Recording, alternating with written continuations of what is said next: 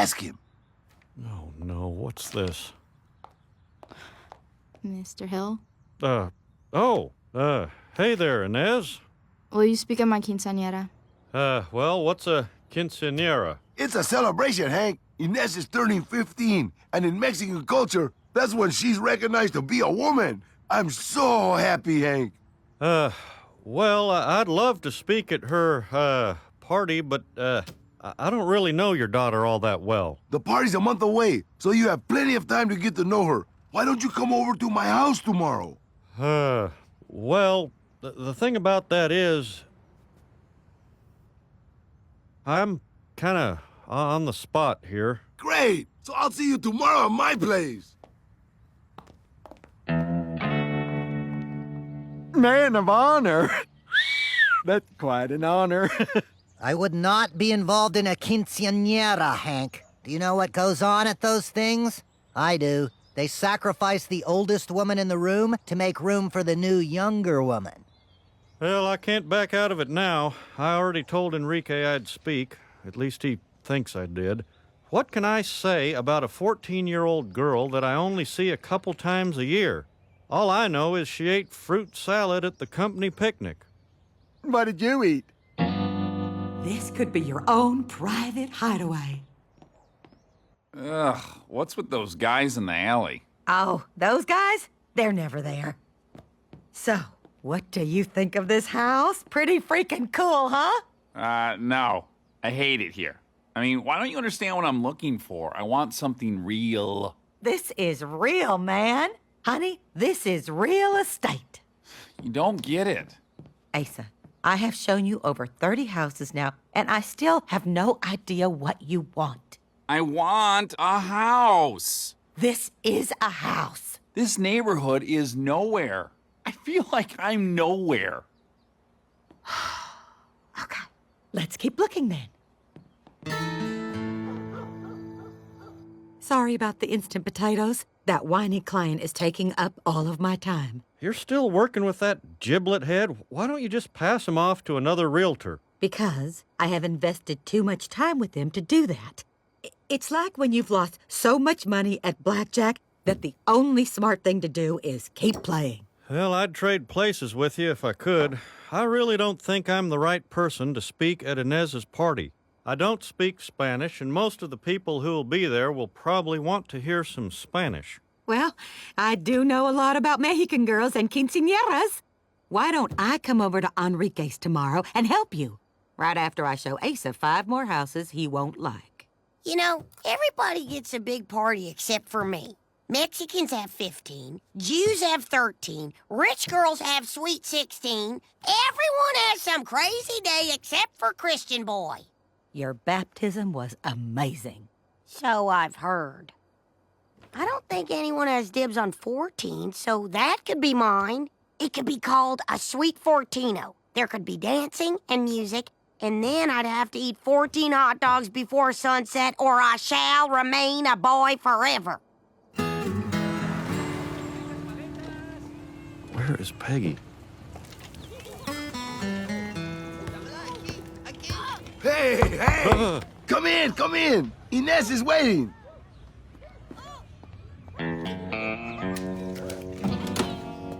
This is where I watch TV. And in there, that's my bedroom. That's where I sleep. And that's a bathroom. We don't need to talk about what goes on in there, Hank?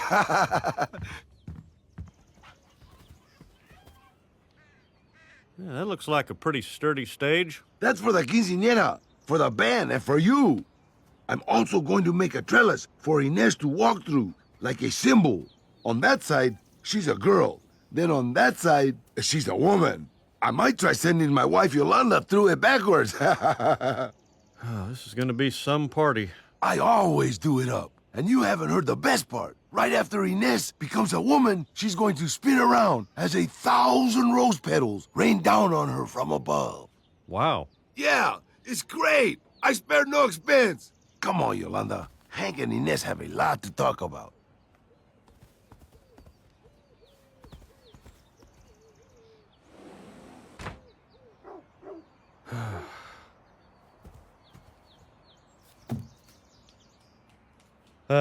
So, tell me a little bit about yourself. That's a pretty bird. Birds, huh? Okay. Birds. Come on, Peggy.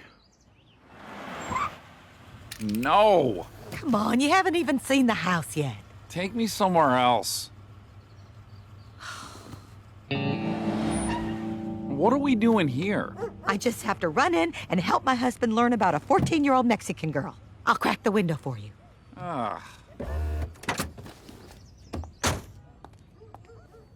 I'm so sorry I'm late.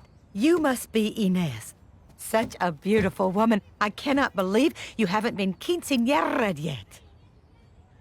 Well, I'm glad you're here. It's not going so well. Don't worry. People naturally open up to me. Sus osos son como placas. Okay, I broke the ice. Now you take it from here. I should actually get going, too. I hope you got everything you need for your speech because Buck Strickland's coming. You have to do a good job so he understands why I chose you to give the speech over him. Buck really wanted to give the speech, Hank. Oh, no. He ran. I'll take it! Really? Oh, yeah, I love it here. This is real. This is what I was talking about. No whiteys. Oh, he doesn't live here. Enrique does. Enrique, meet your new neighbor. Viva la Raza! Okay.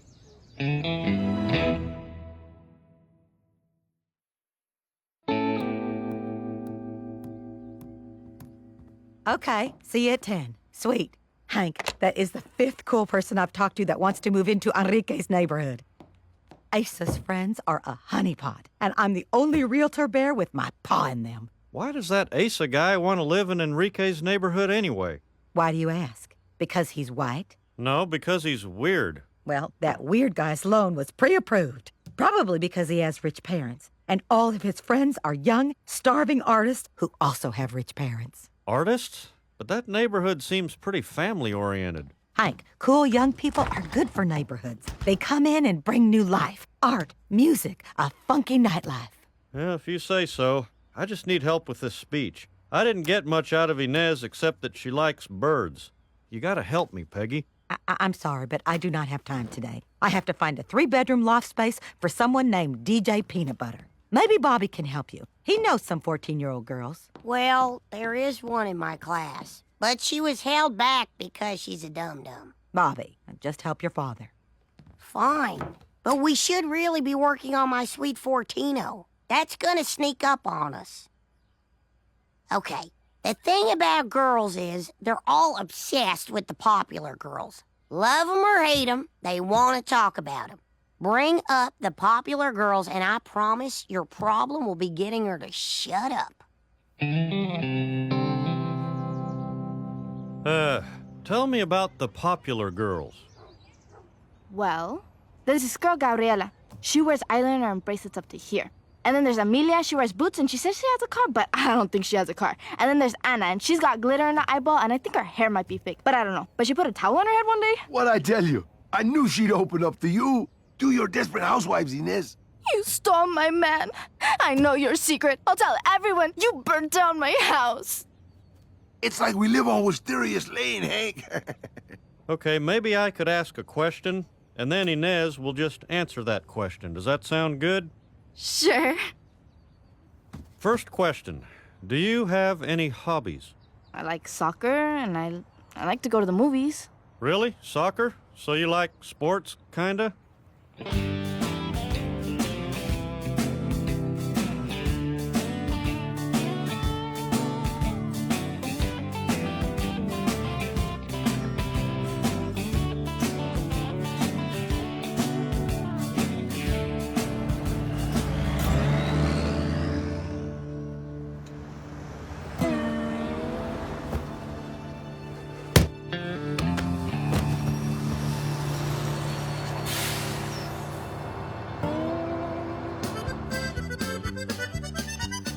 Well, you got some girl there, Enrique.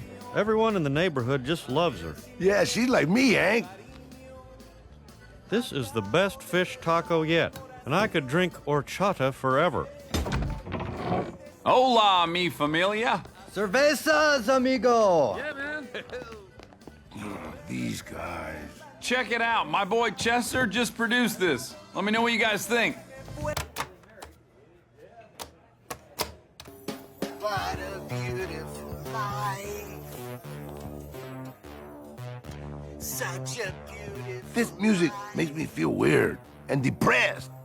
I'm changing it back. Whoa. I think this essay might be in the wrong barrio. Do you know where you are, gringo? What?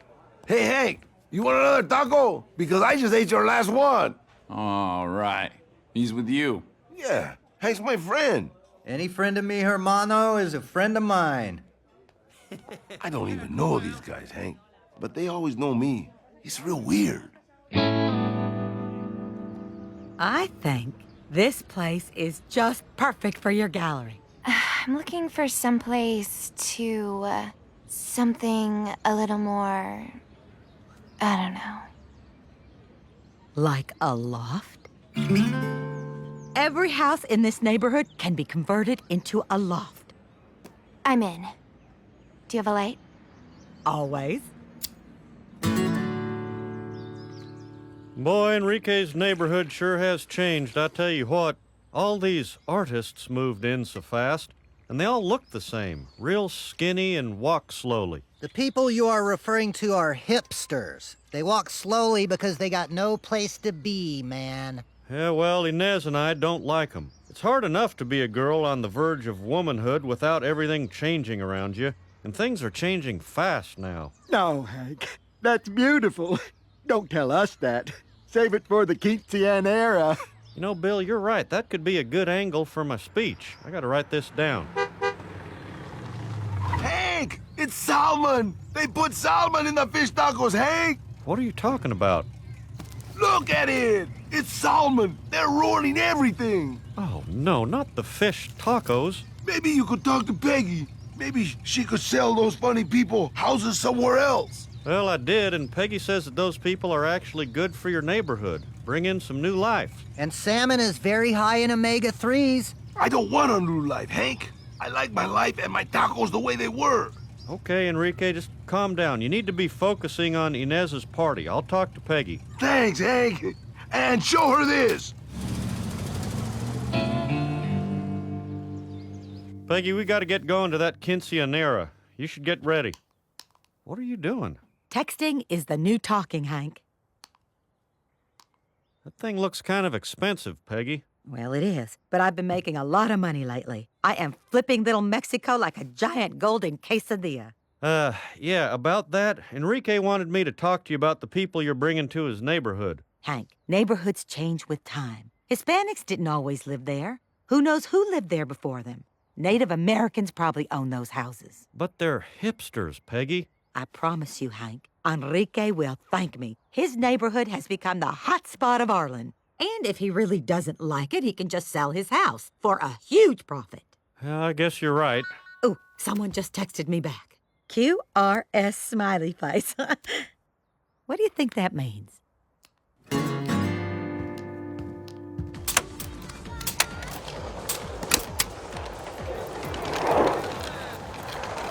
I can't believe how far we had to park. All these electric cars can't be for Enrique's. Nope, DJ Donkey Oath is also having a party tonight. Is everyone a DJ? Yes.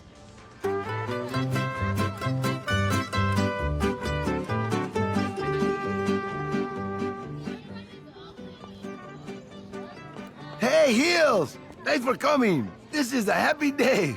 Let's all be happy, okay? So, hey, you got your speech ready? I think I'll do Inez proud.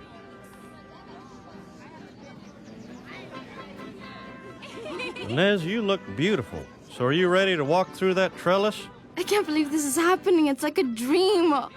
Oh, and guess who came? Anna and Gabriela. Really? They're talking again? Well, that's great. But what about Carlos? This could get really uncomfortable. Hank, I'll be videotaping your speech. And the sacrifice. Everyone, welcome. Thank you all for coming to this special day. When Inez was born, it was the happiest day of my life. Yes, I'm so happy I can do this for Inez, and a great man made this possible. My boss, Hank Hill. Hank spent the last few weeks getting to know my family better. And he brought his wife, Peggy, with him. Peggy started selling houses around here. She really changed things, huh? And now our rent has gone up, and we can't afford to stay here anymore. So we have to move. I don't know where I'm going to go. I don't know where Inez will be a woman. I don't want to move. I'm scared, Hank.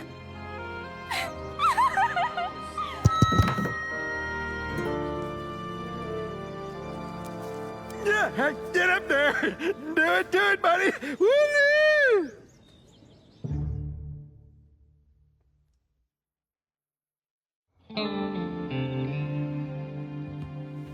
Well, that was a disaster. I can't believe that Enrique doesn't own his own house. He's lived there for over 20 years. Who rents a house for 20 years?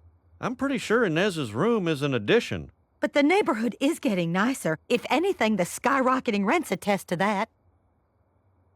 Oh, Hank, I've been a bad realtor. I abused my power. I sold irresponsibly. Well, it's not all your fault. Yeah, it is. Hipsters were attracted to me because I am cool. And I played it up. Peg the cool realtor, slapping fives and throwing up peace signs.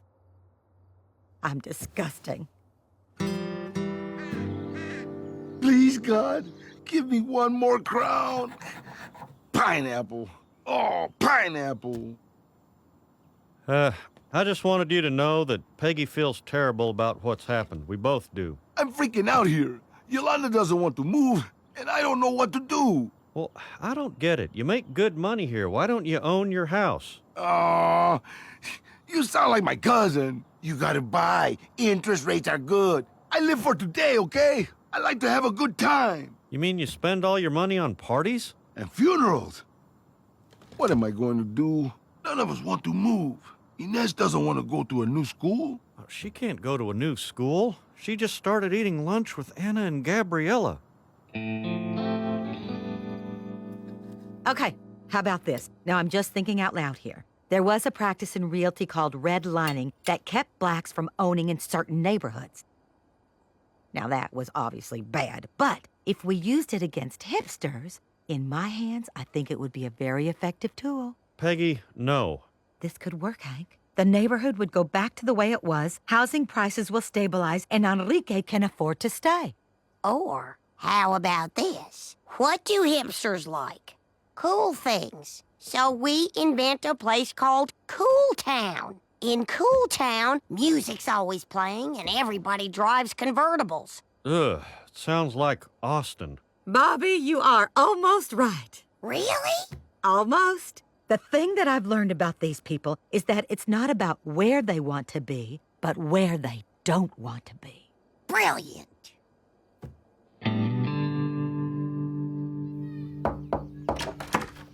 Welcome to the neighborhood. Who are you? Hey, man, we're dang old neighbors, man. Talking about I'd like to go watch football, man. Come on, let's go. Tell me no go Longhorns, man. So, you guys want to come over for Grays? Idol? How about game night?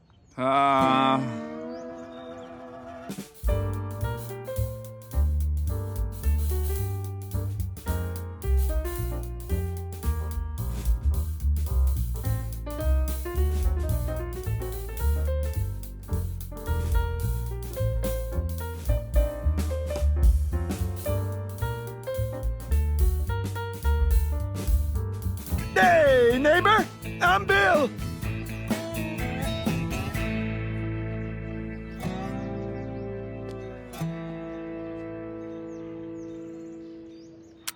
I own my own house. I am a homeowner. Now I pay mortgage instead of rent. I'm building equity. We should celebrate. Well, I'm really happy for you, Enrique, but maybe you should lay low for a while.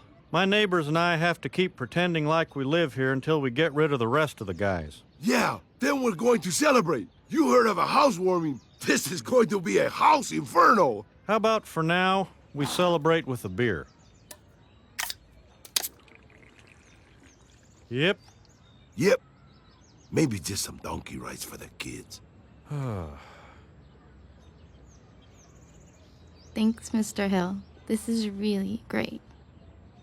Now then, I believe we have a little unfinished business. And now I'd like to say a few words about a young girl, a young woman named Inez. Thank God you're here, Bobby. Lori and me are gonna make out in the janitor's closet. Will you be our lookout? No, I can't. Madame Pascal makes you explain why you're tardy in French, but I can only say my name. Dude. Just hurry up.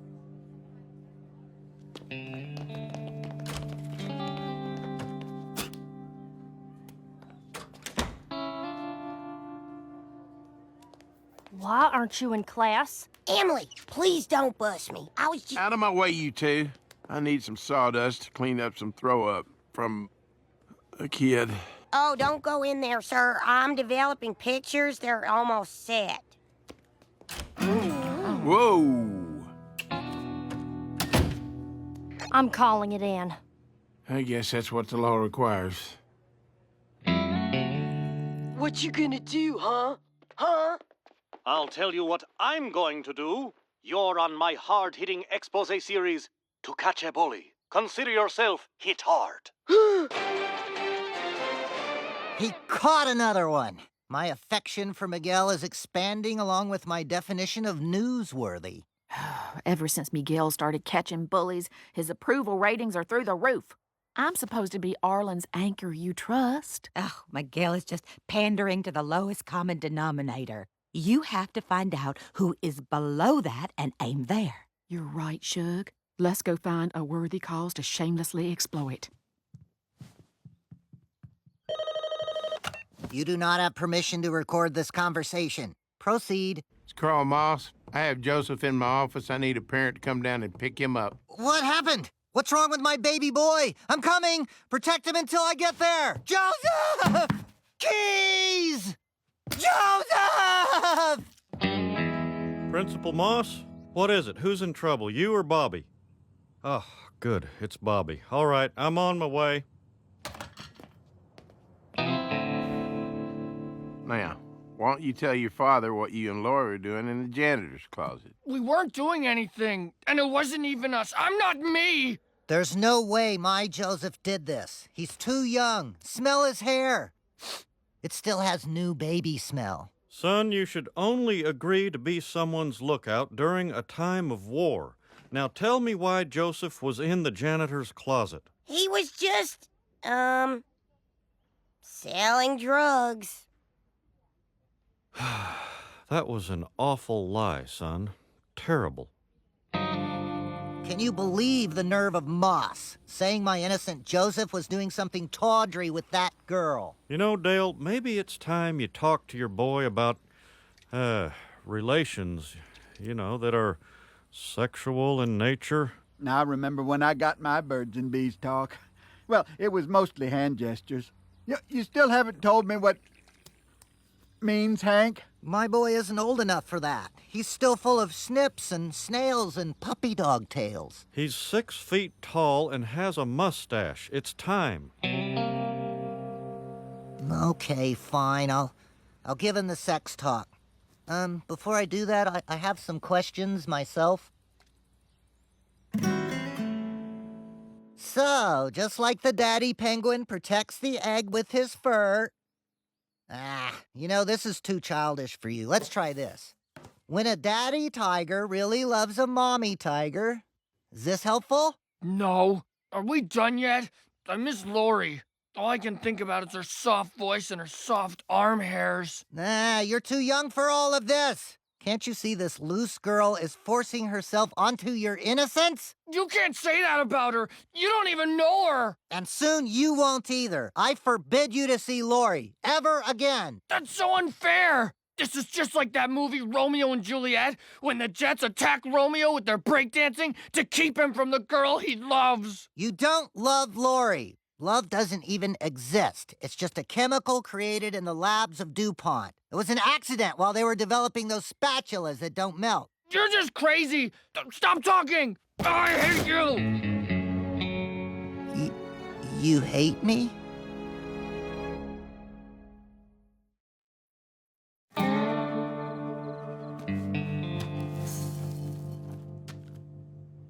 Oh. Maybe I can be the one who figures out what's irritating all those bowels.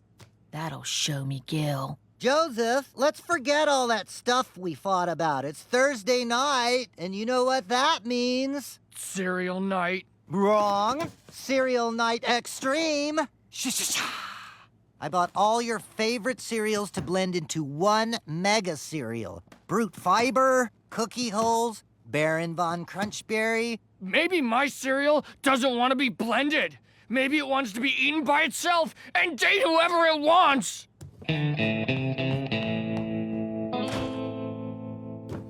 Oh, cheer up, Shug. At his age, you can't love your parents and your girlfriend at the same time. It's confusing. Want me to get you some milk? No, I'll just have my cereal with tears.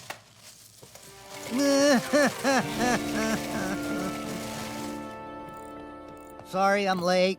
You know how when your son hates you, you just want to shop your blues away? At least Megalomart still loves me. They approved me for a club card. Oh my gosh, look! Dale, your real name is on this card. Impossible. It's true. My God-given name has been etched in plastic. Dale forgot he thinks club cards are a way for the government to identify those who value a bargain. Yeah, man, talking about a damn senior moment, man. Well, lighten up, Dale. You're just distracted by Joseph. The other day, I got so worked up by Bobby, I let the gas get so low that the warning light came on.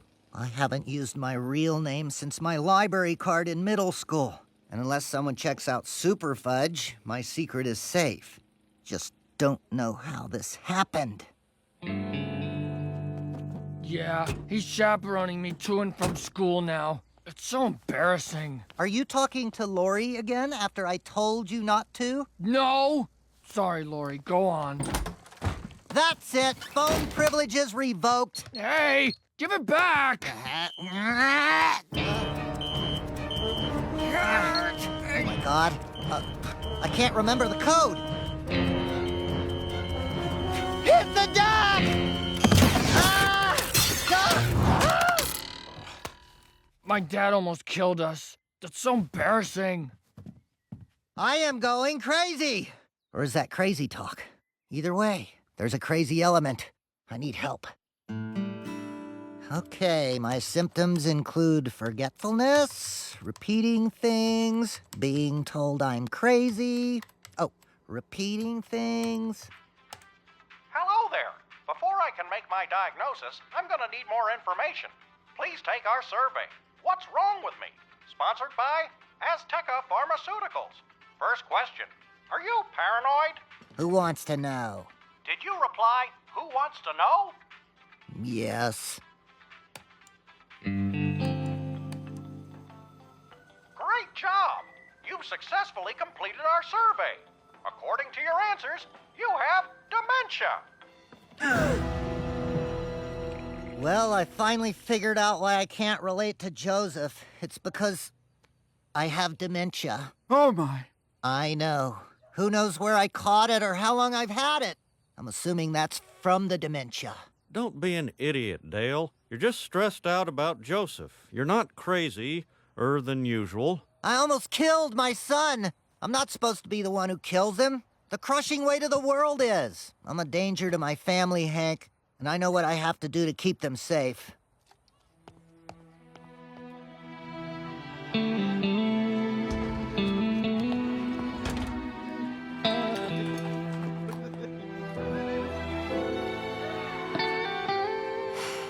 You've been expecting me.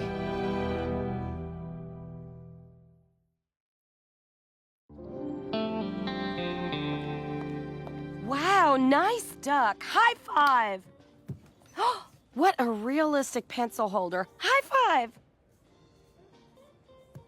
five. Wow, that's a really nice, When my son Joseph was a baby, his favorite meal was Play-Doh spaghetti.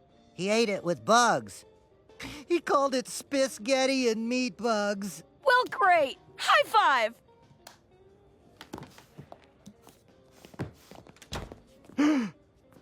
Dale, I hate seeing you like this. I always considered you my brother, Dale. And I always considered you my neighbor, Bill. All right, Dale, enough is enough. Get your things. We're going home. I'm not going anywhere, Hank. This is where I belong now. Please remember me as a person who once remembered things. Dang it. This is crazy. I've got to do something about this. Excuse me, who's in charge here? I am.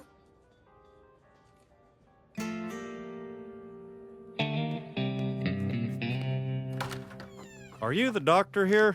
I'm not a doctor. I'm Mike Patel. I own this particular franchise of Comforting Pines. Franchise? Look, my friend Dale, wait, is that a certificate from Whataburger? Oh, yeah. I used to own one of those. Swapped it for this place. The flame broiling fad is over. Are you qualified to run this kind of facility? Are you asking if I'm qualified to care? Because the answer is yes. Thankfully, the government doesn't regulate care. Well, either way, what do I need to do to get my friend checked out of here? Sorry, but only Mr. Gribble can check himself out. And from the looks of his art project, he seems pretty happy. Hey, you know, we're running a special promotion. If you want me to hang on to the big guy for you.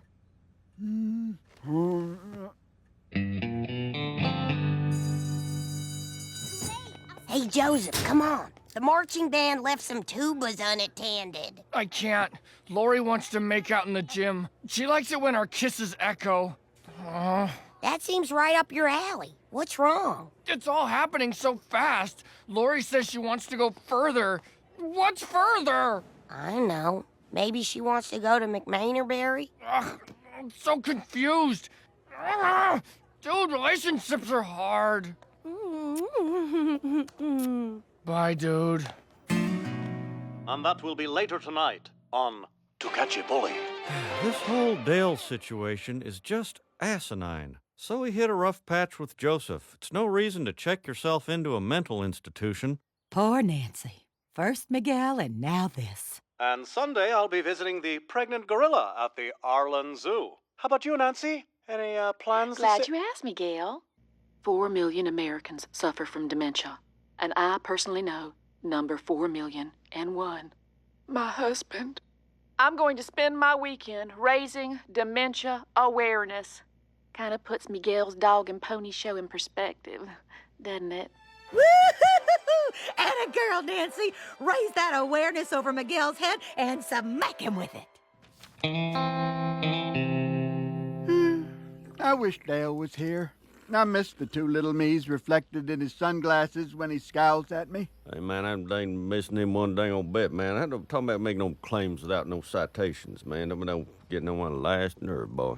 Well, I know we have to talk some sense into Dale, but maybe we don't have to do it today. It's nice to not have to face magnetic north.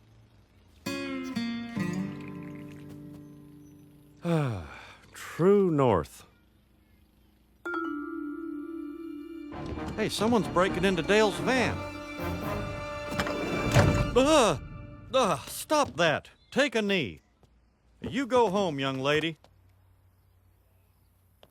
I don't know what you think you were doing in there, but just cool it. Go play a video game or step on some ants or something. Actually, can I talk to you for a second? I can't talk to my dad because he's gone, and I can't talk to my mom because she's gone. What is it, Joseph? I think Lori wants to go all the way. All the way where?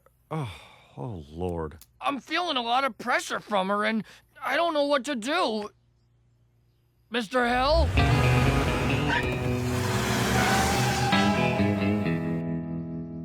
Dale, you gotta get yourself out of here. Joseph and Lori are thinking about going all the way.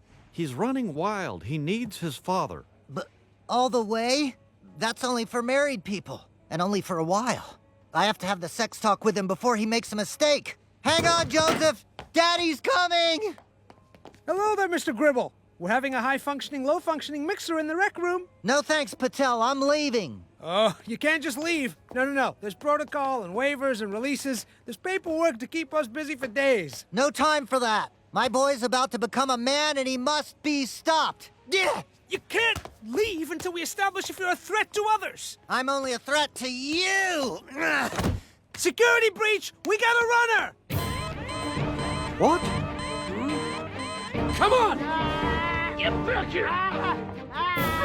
Hey! Cold blanket! No, there's a misunderstanding. Stop! So cold.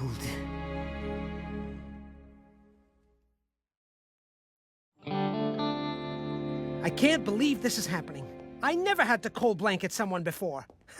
This is not like the burger business at all. Dang it, Mr. Patel, just let Dale go. You can't hold him here against his will. Unfortunately, that's what I have to do. He assaulted a franchise employee. Comforting Pine's procedure dictates I hold him until he is no longer at risk. Oh, there's got to be something you can do. His son needs him. Well, you're welcome to look through the manual. But if it's not in there, I can't do it.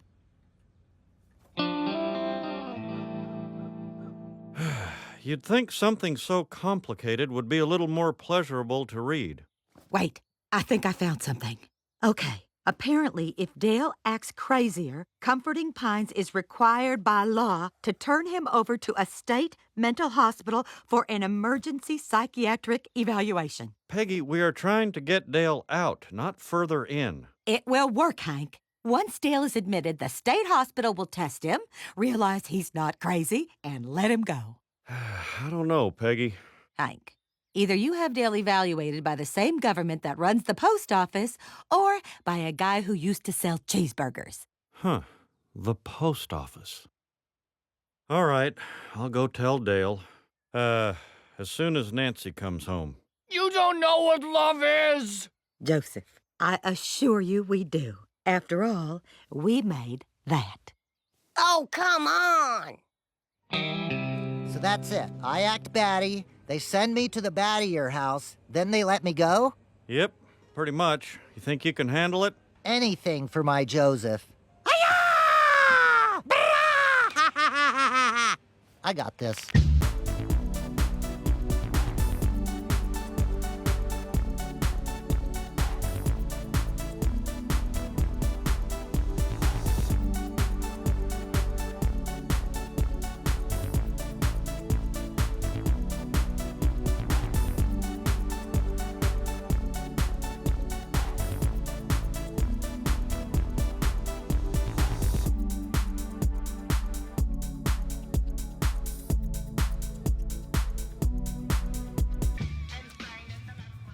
This better work, because I can't stay here. This place is seriously nuts. One of the patients likes me and wants to carve our initials in my head. Calm down, Dale. We're almost there. They're just going to ask you some easy questions. All you have to do is act normal. Anything for my son.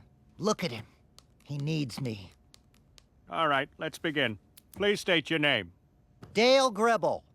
On Earth. On Pleiades, it's unpronounceable. Mr. Gribble, do you believe people conspire against you? People, animals, insects, especially the insects. You don't even want to know what the bark beetle has to say about me. And everyone knows what George Washington Carver did with peanuts, but nobody knows what he did to peanuts. He weaponized them. Thank you, Mr. Gribble. Okay, I think we've heard enough. Recommendation is for commitment. Commitment? No! Joseph, listen to me. This may be my last opportunity to tell you this.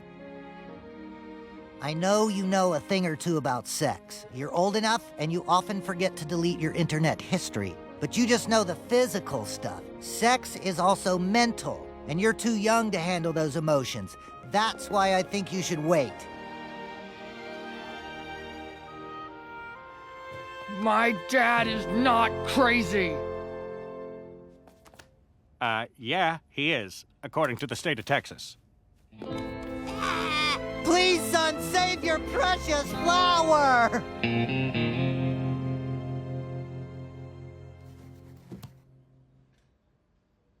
Lori, I don't want to go all the way with you. What? That's so lame. Don't you want to be cool? Sorry, Lori. No means no. What about going halfway? This thing with Miguel is like an arms race. He went after bullies, I countered with dementia awareness, then he started some organization called the Society for Children with No Bones. I mean, I don't even think that's a real thing. Hey, that doctor probably knows about some great new diseases. Gotta get in on the ground floor, Shug.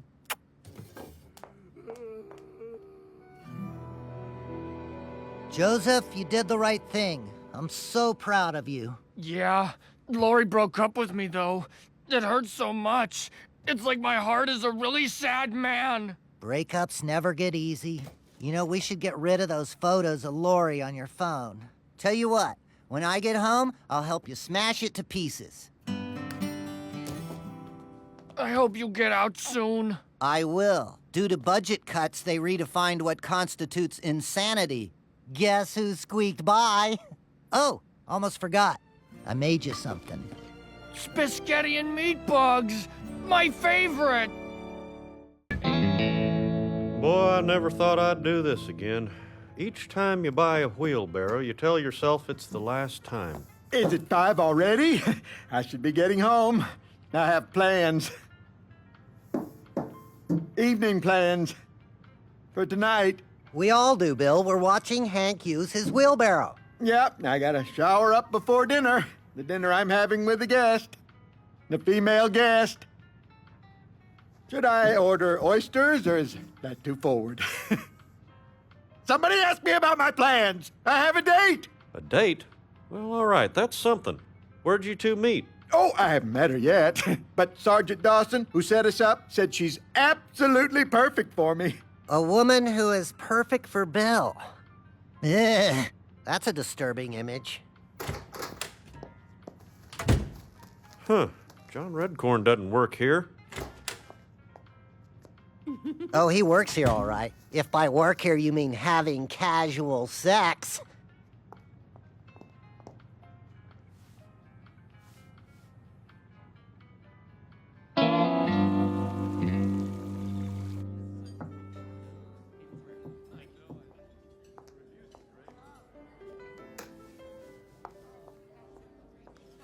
Excuse me, Bill?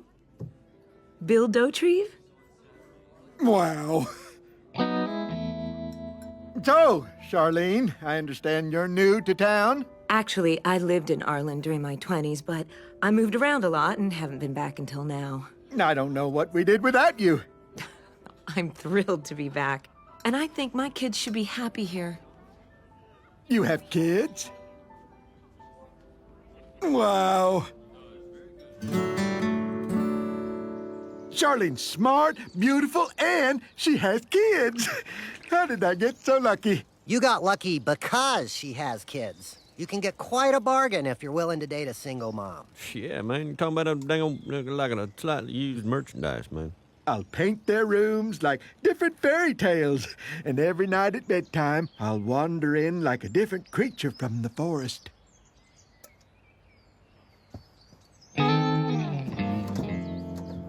I have 85 channels at home, and none of them beats watching Hank use a crescent wrench.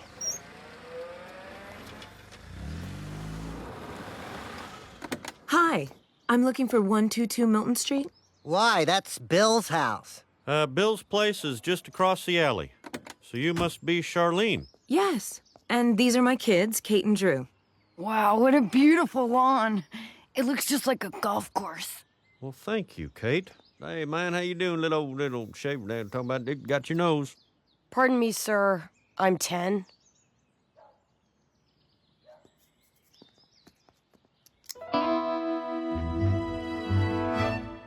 Hi.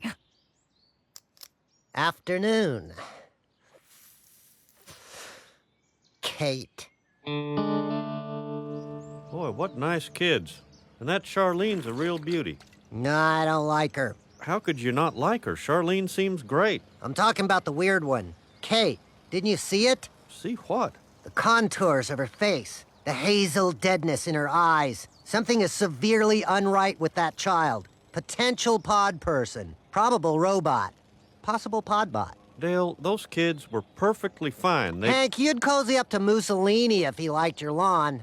That girl is not one of us, and I intend to prove it. Dang it, no you won't. Bill was lucky enough to meet a nice girl, and you're not gonna mess it up. My gut says... Ignore your gut. Just let it go and be happy for Bill.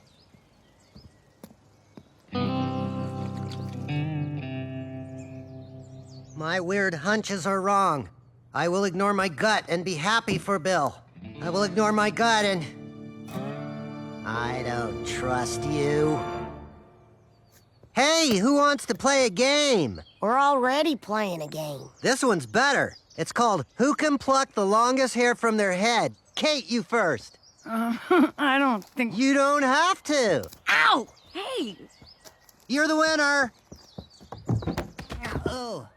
I didn't get a turn.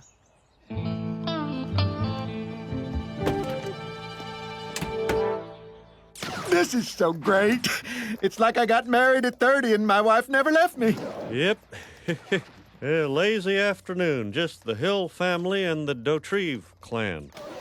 And Joseph. Wow, Kate, you sure are good with a grenade launcher. I like hand grenades because you can shove them in people's mouths and watch their intestines blow out.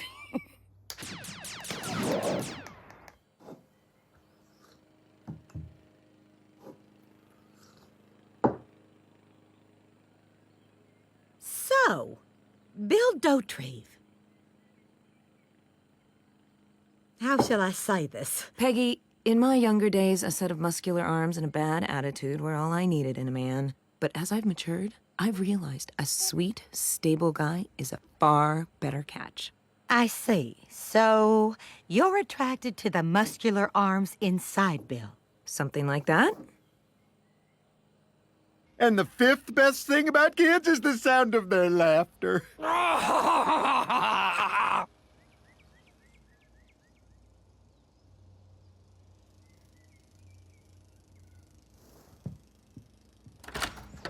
was right. I knew there was something weird about Kate. Kate?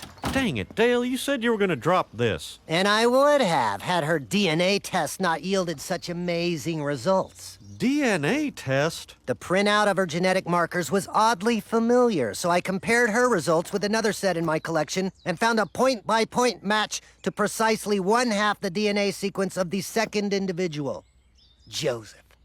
What are you... Joseph and Kate share paternal DNA. They have the same father. Oh, God. Dale, so this means... Precisely. Kate is my daughter. Huh?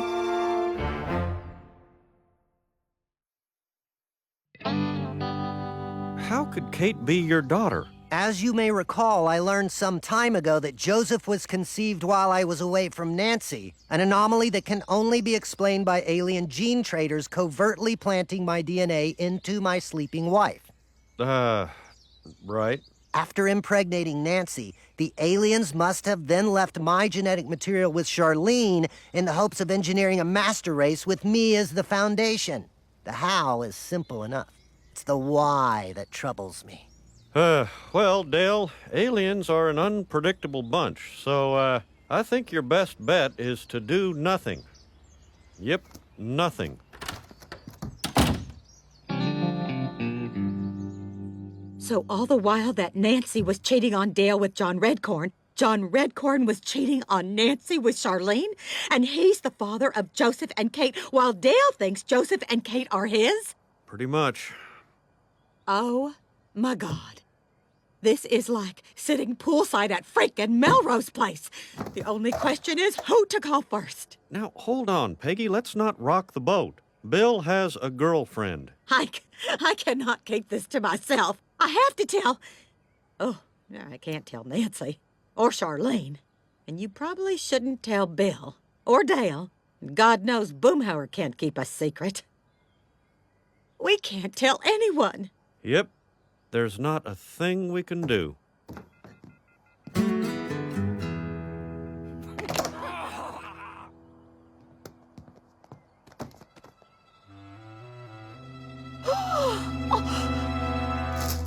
Bobby, why are you not outside with Kate and Joseph? They're getting way too chummy. It's like they only want to hang out with each other. Are you gonna let yourself get squeezed out? No friend, no girlfriend? Is that what you want?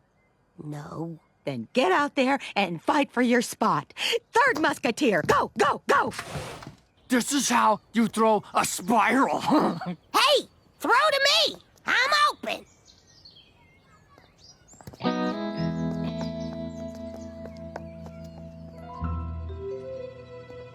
Aliens, I know your rubbery glowing hands are in this, but why?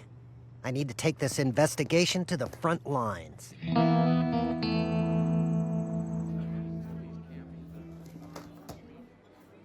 Look who it is! What brings you to my favorite restaurant that I never talk about? No, hey, Dale. We're just sitting down for a family meal. Why don't you join us? Well, maybe for just a minute.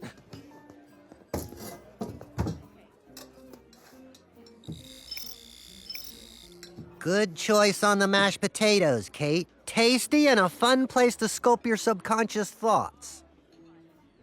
Don't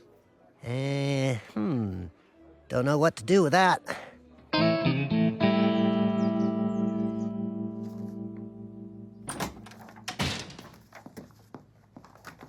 Nancy, quick question about the night Joseph was conceived. When the aliens teleported here to impregnate you with my DNA, do you remember anything unusual?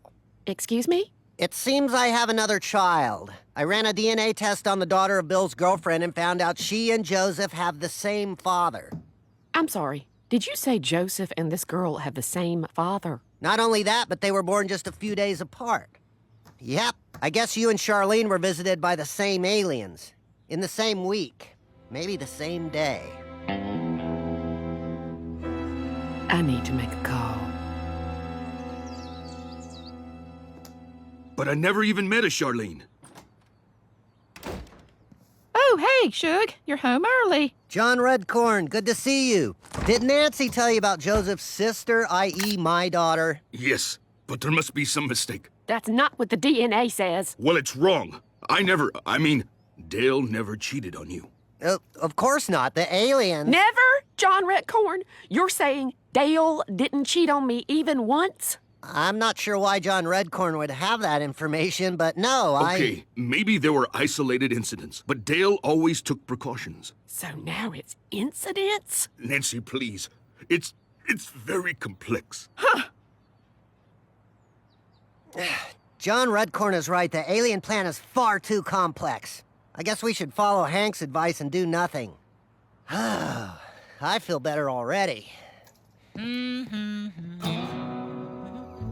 Hank, you were right. It feels good not trying to figure out this whole alien thing. Yep, and it's better if you don't even talk about it. Yep. It's back to a mundane life of drinking beer and helping my jackass friends shop for wheelbarrows. Guys, I have great news. I asked Charlene and the kids to move in with me, and they said yes. What? Wow, way to go, Bill. I'm having a big party tomorrow to welcome them. See you then.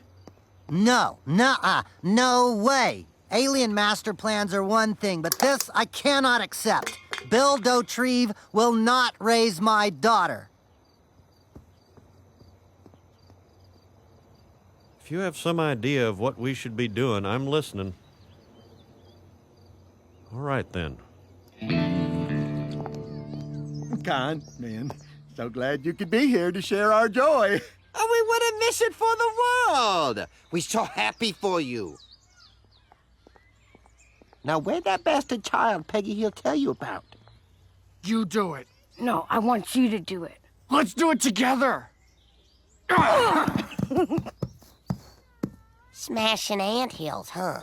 Gosh, we all have so much fun together. So, Charlene's moving in, huh? Have you told her all about your idiosyncrasies? Like your fear of floss? Or how you use your loofah for non-loofah purposes? Charlene loves me for who I am. She told me so last night. Charlene, congratulations! Say, have you seen the 1987 film The Stepfather, where a seemingly loving man cozies up to a single mother only to go nuts and kill everyone? It stars the bald guy from Lost.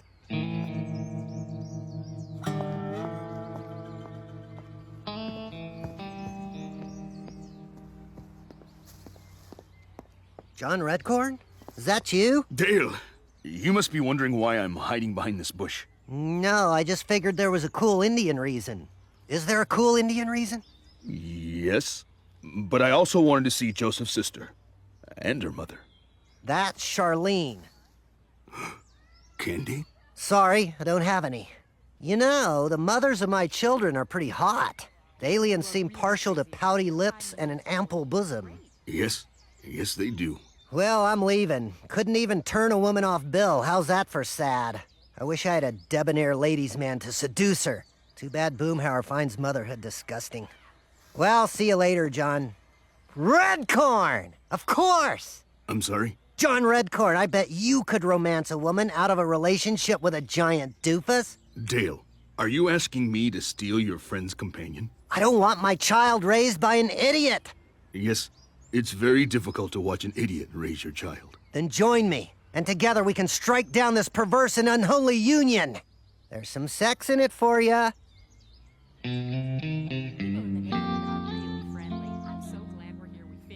Very well. I will help. Wingo!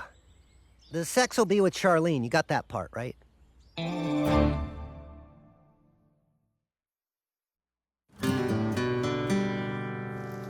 Bill, the kids already like you. You don't need to buy all this junk food to win them over. Yes, kids. That's just what I was doing. Bill, what a relief. I dropped my keys in the back of the meat freezer, and I need someone well insulated to fish them out for me. I'm kind of the go-to guy for stuff like this. I'll be right back. John Redcorn. Hello, Candy. It's been a long time. Yes, it has. I haven't gone by my stage name in years. It's Charlene now. Your name may have changed, but your incredible beauty has not. So, Bill, how's life as a not entirely legal guardian? Oh, great. Just great. A little tiring, but so worth it. I've had a lot of quality time with the kids since Charlene hooked up with her old girlfriends. Oh, yeah? A nice bunch of gals, are they? Well, I haven't met them, but they seem fun. They've kept Charlene out late every night this week. Just remembered a funny sniglet. Bill, honey, I'm meeting the girls for lunch. Can you come back to the house? Well, gotta go watch the kids. Good times.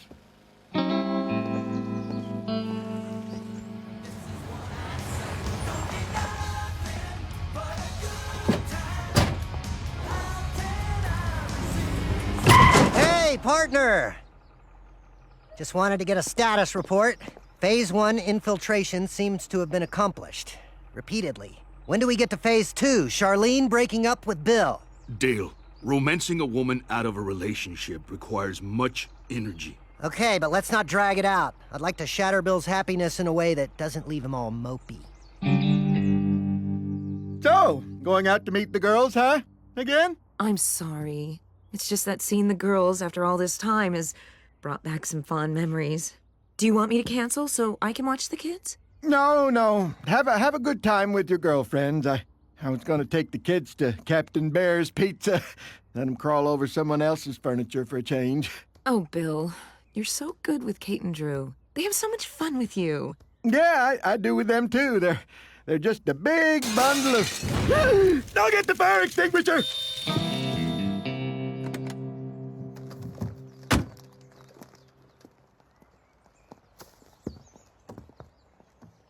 Was that John Redcorn? I know. How long does it take to steal a woman from Bill?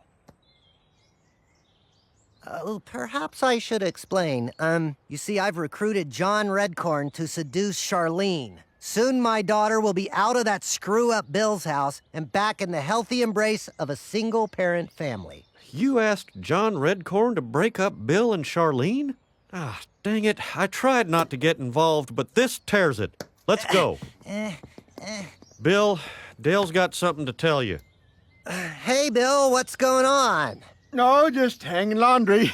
Kids sure do like playing with mustard. Mustard! That's kids for ya. Bill, I have a confession. Charlene hasn't been out with her girlfriends the past 2 weeks. She's been with John Redcorn. John Redcorn? How do you... I set it up. Charlene and John Redcorn are having an affair. Not in the face. You did hear him, right, Bill? Yeah. I'm sorry. I just went a little nuts when I found out you'd be raising my daughter. What's that now? Dale tested Kate's DNA, and she and Joseph have the same father. Joseph and Kate have the same father, you.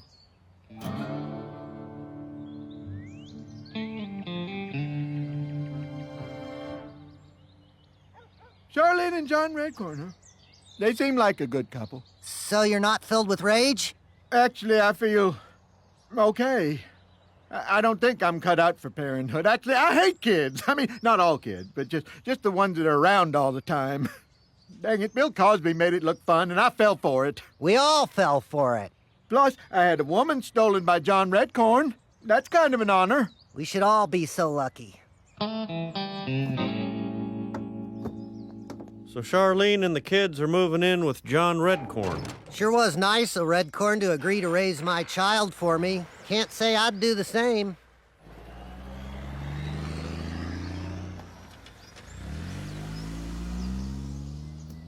She was like the other half of my soul, and now she's gone. Oh, this must be what those songs by the chick with the boobs were about. I know it hurts, buddy. But on the bright side, you still got me. Yeah, thanks. She had a lot of eyebrows for a chick anyway.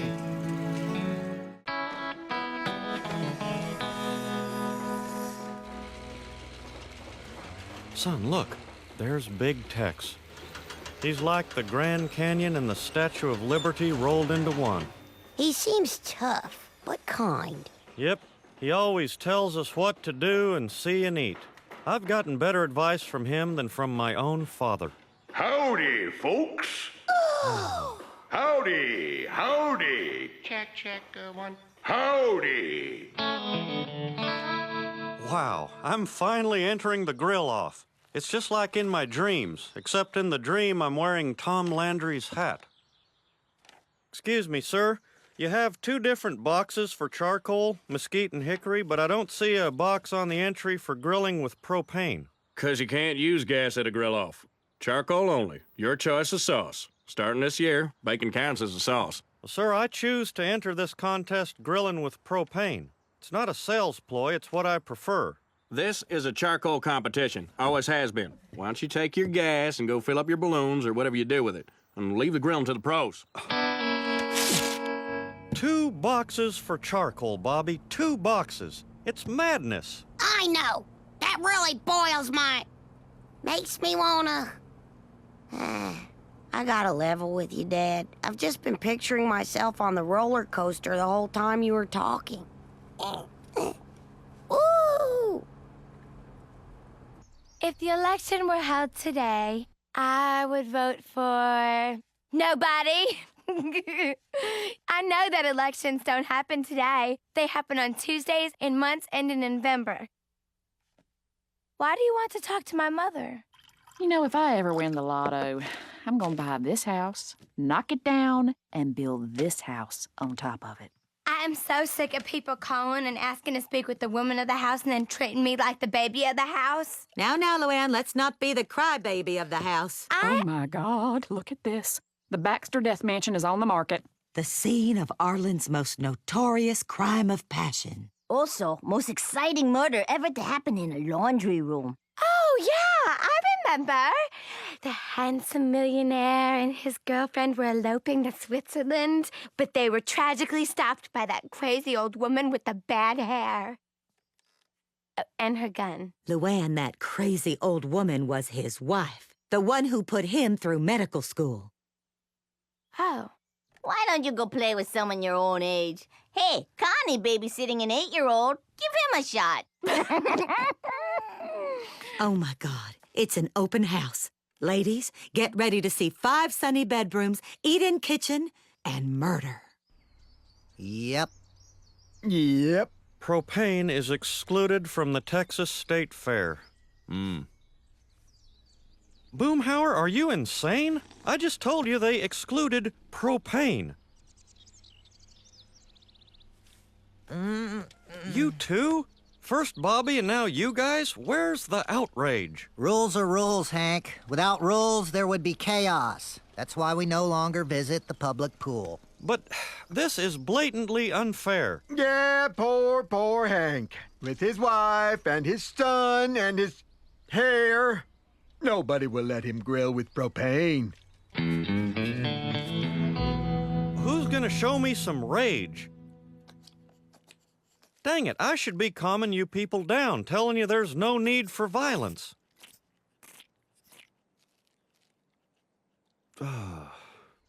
Yeah, of course. Charcoal propane, huh?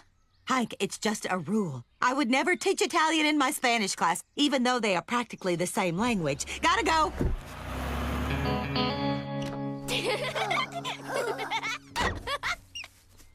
To really get ready for the tilt-a-whirl, I should have eaten a few corn dogs first. If you want it to feel like the tilt-a-whirl, you've got to tilt and snap your head around. Children, stop that. Play nicely. What are you talking about, Luann? Don't you sass me, young man. I am your elder, and I am to be treated with respect.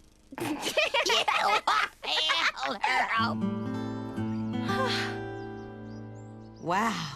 If you're gonna be butchered by a spurned wife, this would be the place to do it. Any questions, ladies? No, that's okay. We're just gonna take a quick look around, thank you. Oh, I'm afraid we're only showing this house to potential buyers. No looky-loos. If you want a rubberneck, there was a pile-up out on Highway 183. Looky-loos? Thanks for coming. Super. Just super. I could see my family very happy here. Oh, wait.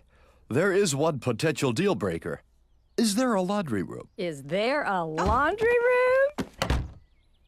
We have got to come back. If we do not get to see that laundry room, then the victim will have died in vain. Smell that, girl.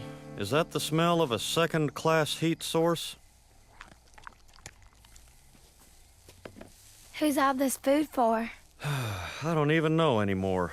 No one cares. Why not? It smells so good. Exactly. That's because you're smelling the food. See, if this were charcoal, all you'd smell is that dang smoke. I hate smoke. It makes my mouth taste like I kissed a guy who smokes. Not that you know what it's like to kiss a guy.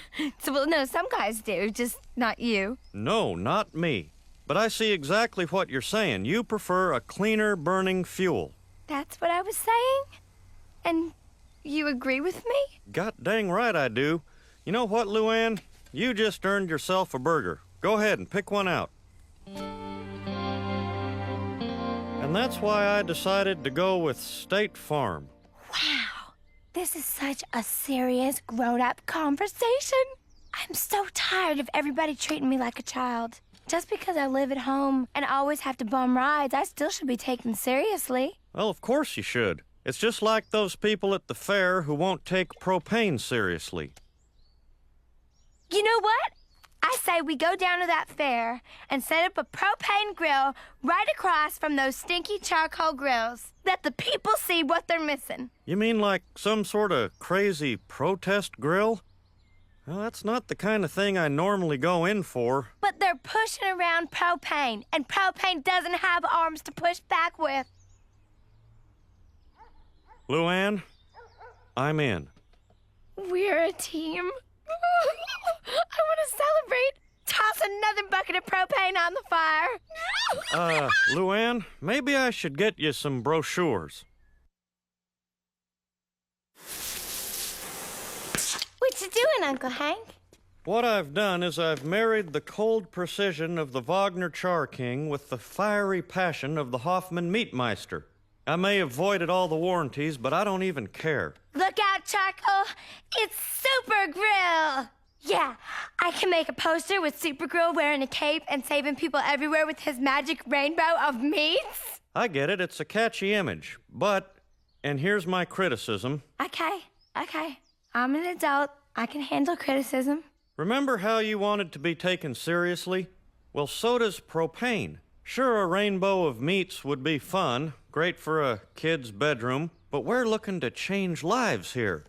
I understand. Great. Now we've got a lot to do with just 3 days until the fair. Build the grill, print up the pamphlets, fact-check the pamphlets, design a char pattern, and that's just for starters. Hey, I bet I could get some people down at the college to help us. I still know where it is. That's a great idea. Luann, I am officially designating you recruitment coordinator. That could have been us protesting for propane with Hank right now. Gentlemen, we dodged a very boring bullet. I love old Hank, man, but God dang, man, I'm talking about propane, man. You know, I'm talking about what I do for a living, man. Poor Bobby, being replaced by Luann. My dad replaced me with TV and the bottle. Hey, we should let Bobby hang with us. Seems the least we could do. Now, when we ask him, try not to seem too needy. And if he says no, pretend like we didn't want him anyway. Just say no to the WTO. No to animal testing. Vote no on Prop 12. The honor snooze is their land. Wow, it looks like you hate everything. Do you think you could hate charcoal too? I think you could persuade me. Okay, everyone, let him hear it. No blood for... Hi. Hey, sup? Now, who's ready to put on a serious protest with me and Uncle Hank? Charcoal's murder! Oh, that's so good. Dude, things that are murder is my thing. Smoke is murder. No blood for charcoal. Uncle Hank is gonna be so excited. Luann, this Uncle Hank, he's a real uncle, not an older dude who's like your boyfriend, right? You know what? I am the babe around here. I am not going to become the mom. Hey, Uncle Hank. Oh, hey, Luann. How'd it go at the college? Great. I got a team. They're focused and committed. I can't wait for you to see all the signs we made. No rainbows or smiley faces, right? Uncle Hank, we're looking to change lives here. Well, all right, Luann. Great job. Just follow my lead and get ready to gloat. Oh, you gals don't have jobs, do you? Like I said, potential buyers only. How's this for potential? We will give you $200,000 over asking price.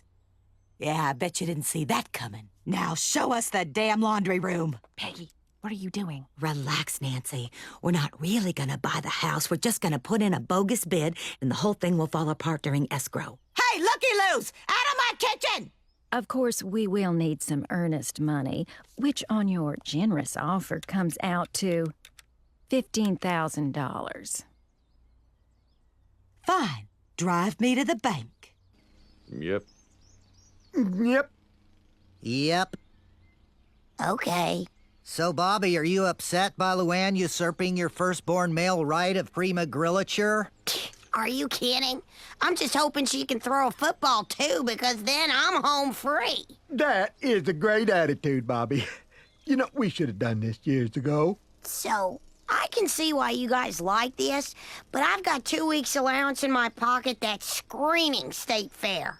I say let's do it. Hey, man, that's a dang old good call, You're as Bobby. good at telling me what to do as your dad is. Howdy, folks. Today, Clog Dancing Unlimited. Steak Grill-Off, the world's smallest hippo. Propane? That's a fine fuel, but it ain't no match for a mesquite mix took my grandpa 19 years to get perfect. With all due respect, sir, it's not a fair competition unless all heat sources are welcomed. All we ask for is an equal chance. Well, a man can respect that. Once my team gets here, you will get all the steak and information you need to make an informed choice. Hey, ho, Cough, cough! Choke, choke! What the? Oh, God, protest kids, get a job! Propane is the way to go! Ready, everyone? Finger of shame! Shame! Shame! Hi, Uncle Hank. Luann? That gal is on your team? Sir, I swear to you, Hey, everybody! Diane!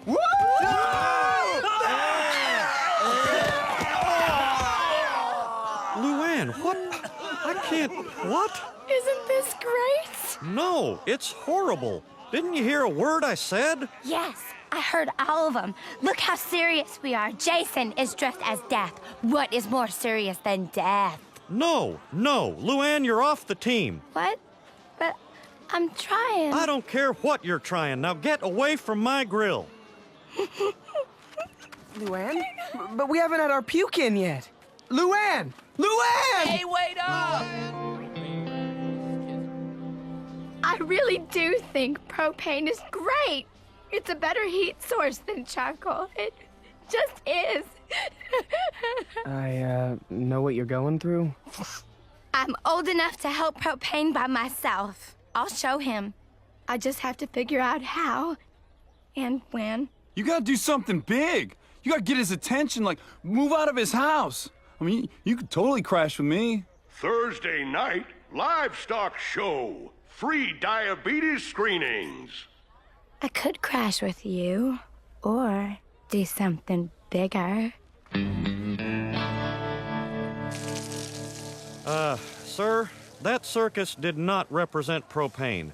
If you would just give propane another chance. Sunday night, salute to the pecan. Thursday. Attention, Texas. Charcoal is murder. Luann? Grill with propane. If you don't use propane, I'm going to stomp on you. How do I move the legs? Taste the meat, not the heat!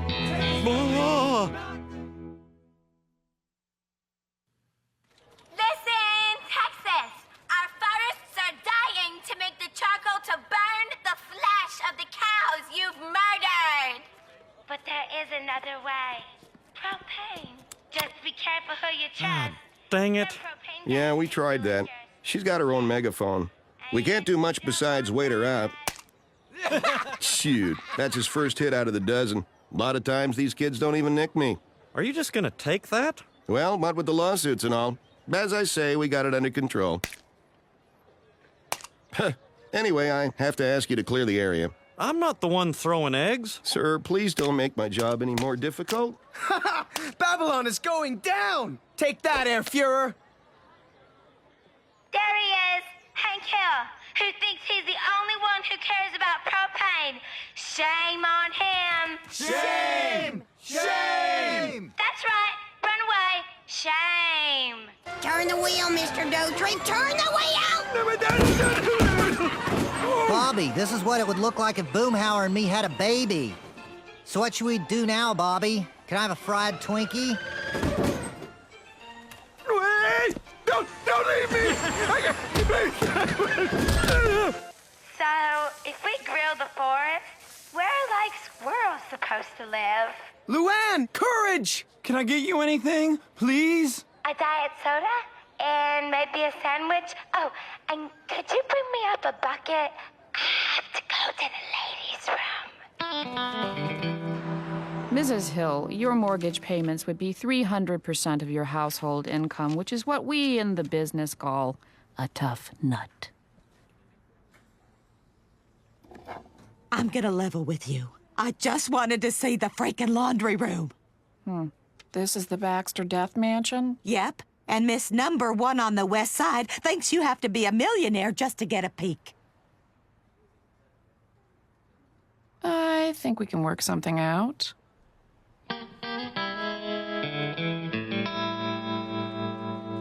I'm sending something down. I got it. No, I got it. And you're sure this thing is loud? How's this? Oh, okay. Fine, I'll take it. $55.99. Stop that. Boy, it's hot in here. Where's my sandwich? Luann, can you hear me? Yes. Then get the heck down here. You're acting like a complete jackass. Sir, you're not authorized to negotiate with that subject. This is my protest. Why are you against me? I was trying to help you with your propane. Hank, what's going on? It's Luann. She's ticked off at me and she's commandeered Big Tex. I've got to find some way to get her down. It's Big Tex. Maybe you should ask Big Bob. This is a lot like the time I locked myself in my room and wouldn't come out. Do you remember how you got me out? Yeah, I put candy outside your door and told you had 5 minutes before I ate it. Go for it, Dad. Look, Luann's an adult. Treating her like a kid is not gonna... Oh, Lord. Sir, I think I can get her down. Folks, I sort of have to say something to my niece. It's kind of private, so if you could all put your fingers in your ears... All right, fine. Luann, I understand why you're mad at me. You did something I don't agree with, and I treated you like a child.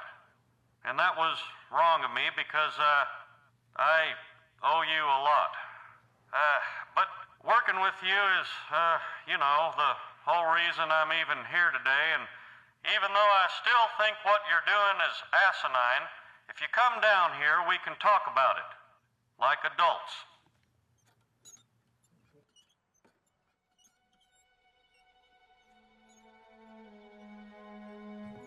Uncle Hank, I'm coming down. Well, this blows chunks. Oh, yeah! Dude, you just nailed the real cop. Oh, crap. Run!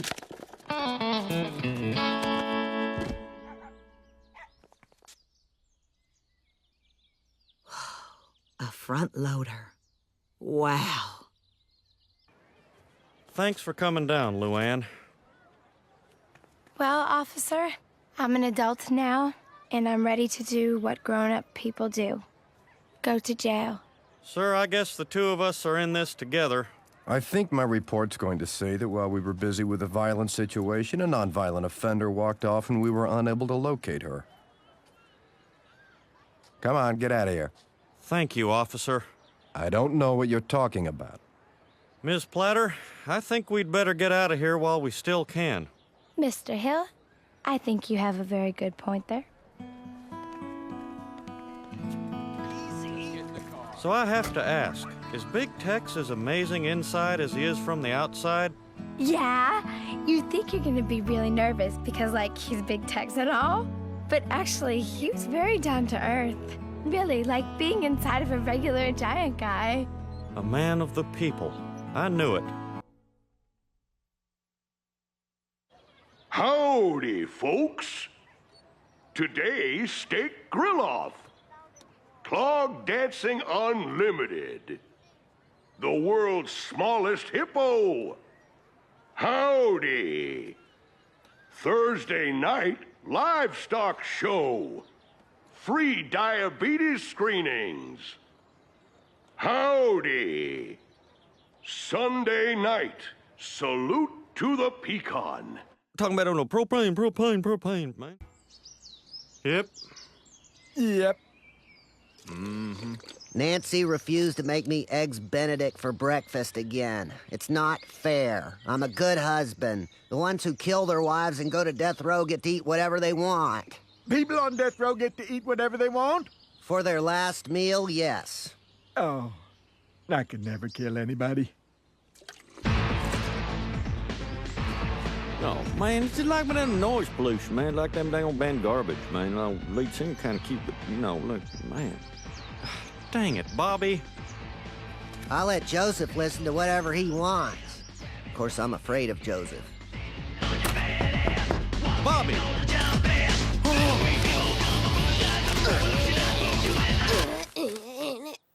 Dad, what are you doing? Whoa, I gotta sit down. What in the heck is on your head? They're my dreads. Aren't they cool? Now, I know you've got a rule about wigs, but this is just temporary until I can grow my own. Just like Johnny Glock. Isn't that the guy who got arrested for setting a car on fire? He had to, Dad. He got dissed. Bobby, here's the goatee you wanted. Thanks. Oh, what about the black nail polish? They were out. You will have to use a Sharpie. No, the only way you're having a black nail is if you hit it with a hammer. Why are you encouraging our son to dress like a criminal? Oh, he's just playing, Hank.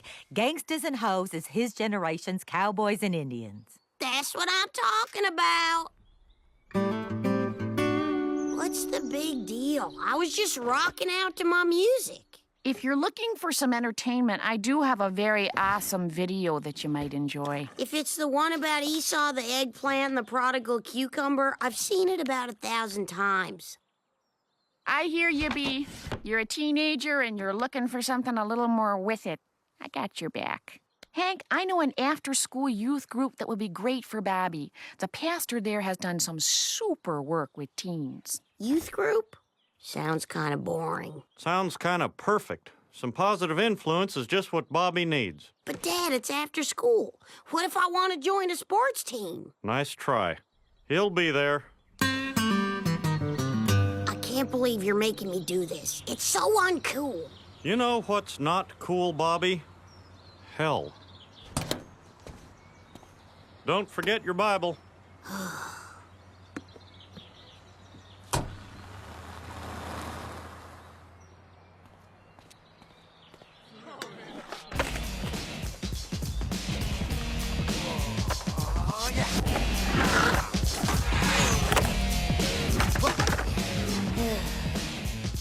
What are you looking at? Hey there, guys. I was just, What's with the suit? You a lawyer suit? No, I don't want any trouble. I was just looking for, What are you looking for? You lost? Lonely? Scared? Yes! Well, then you came to the right place. Look, Kay's dropping in for a double Arida. Praise him!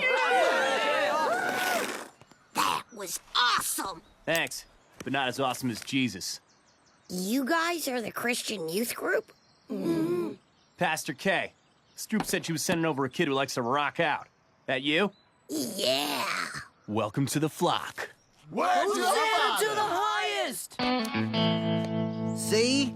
Check out what this lucky bastard got for his last meal. Prisoner number 88725. 6 pieces of fried chicken, 6 rolls, tin roof ice cream, strawberry soda, and lemon pie. Oh, that sounds good. That's what I want. How about this guy? 1 dozen fried eggs, 1 loaf of bread, a bowl of salad dressing, French fries, and 3 cartons of milk. No, that's what I want. If it were me, I'd choose the world's rarest truffle. Then while they were searching for it, I'd tunnel my way to freedom.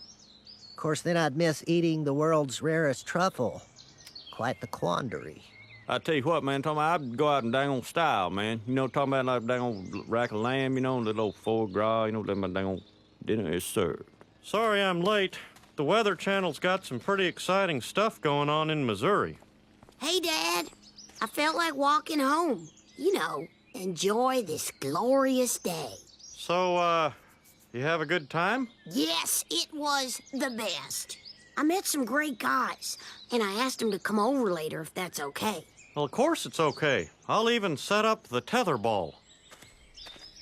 Thanks for making me go, Dad. My son just thanked me for taking him to church.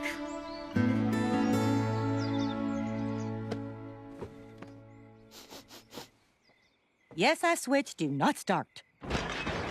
Possum.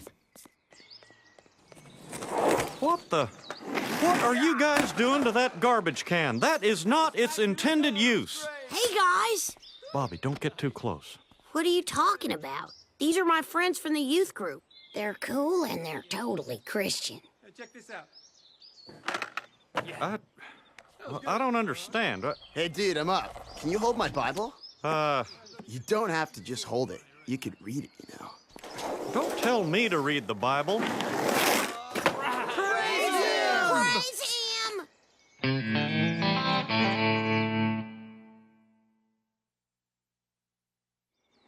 can you believe the way that kid was sassing me? I was reading the Bible before that little punk was born. Maybe it's just me, but I'd rather Bobby be in a Christian gang than one of those murdering gangs. Well, maybe you're right. Wait, I think that one is smoking. Oh, no, he's praying. Thanks for having me over for dinner. Mine was a disaster. I thought hot dogs never went bad. Would anybody mind if I said grace tonight? Sure, Bobby. I want to give a shout out to the man who makes it all happen. Props be to you for this most bountiful meal that sits before us. Okay, check it. God, you've got skills. You represent these vegetables and in this napkin and in the dirt that grows the grain that makes the garlic breadsticks that are on this table today. Yes, yes. Okay, Bobby. God appreciates the support, but I'm sure he wouldn't want the pot roast to get cold. Now let's wrap it up. Sure thing. Thanks, J-Man. Peace.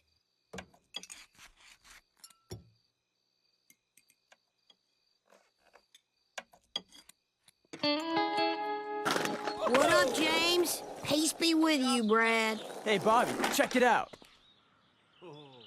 Righteous.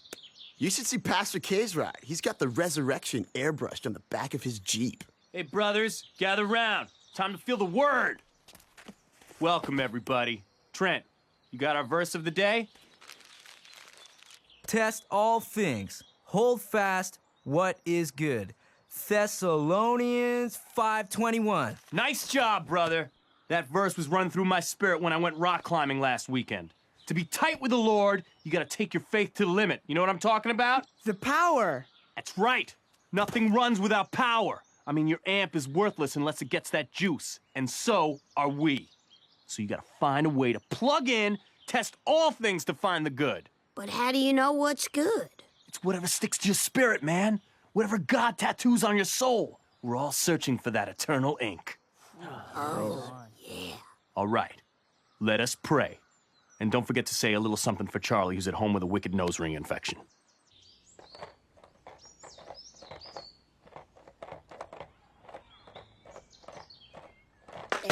No, I thought he had it that time. I don't know what to make of this youth group of Bobbies. Last night he broke curfew, but he was up reading the Bible. What do you do with that? Maybe you should punish him Old Testament style. A religious boy like Bobby would appreciate the irony. Bobby, take that off. You can't wear a T-shirt with that word on it. Such vulgarity. Wait, which word, Hank? Satan or sucks? Well, either. Why not, Dad? Satan does suck. I know, but... He's right, Hank. What does your shirt say? Satan rules? So I was thinking, why do criminals get to have all the good food and we get nothing? Bill, you pay taxes. Aren't you outraged? Yes, I am. You know what? We should have our own last meals. Hey, man, talk about it, just go to my place, man. It'd be just like a dang old breakfast club, man, except for going for dinner instead, you know, and like that guy doesn't know Judd Nelson either, man. There you go. The first meeting of the Last Meal Club convenes at Boomhauer's. I love it when we do things. And then Cain was all like, I ain't supposed to be looking out for my bro, yo. Now, I didn't know that was in Genesis. Bobby, you were so good at this. I owe it all to my Extreme Teen Bible. And Pastor K. He wrote a 22-minute song about the disciples. And if he can remember all the words, he's going to play it at Messiah Fest. Wow, Messiah Fest? Are you gonna go? Ugh, I don't know if Dad'll let me. It'll take a miracle to make him come around. But I guess that's what the Bible is all about. Can I get a what? Yeah. Hear the word. Rejoice. Yeah. What were you doing there, brother? Sorry, I was just feeling the spirit. Nah, man. It works. That's just what I need to help spread the fire at Messiah Fest. How'd you feel about backing me up? On stage? Relax, brother. You're gonna be fine. Listen, when I get nervous before a gig, I just look at this. Cool.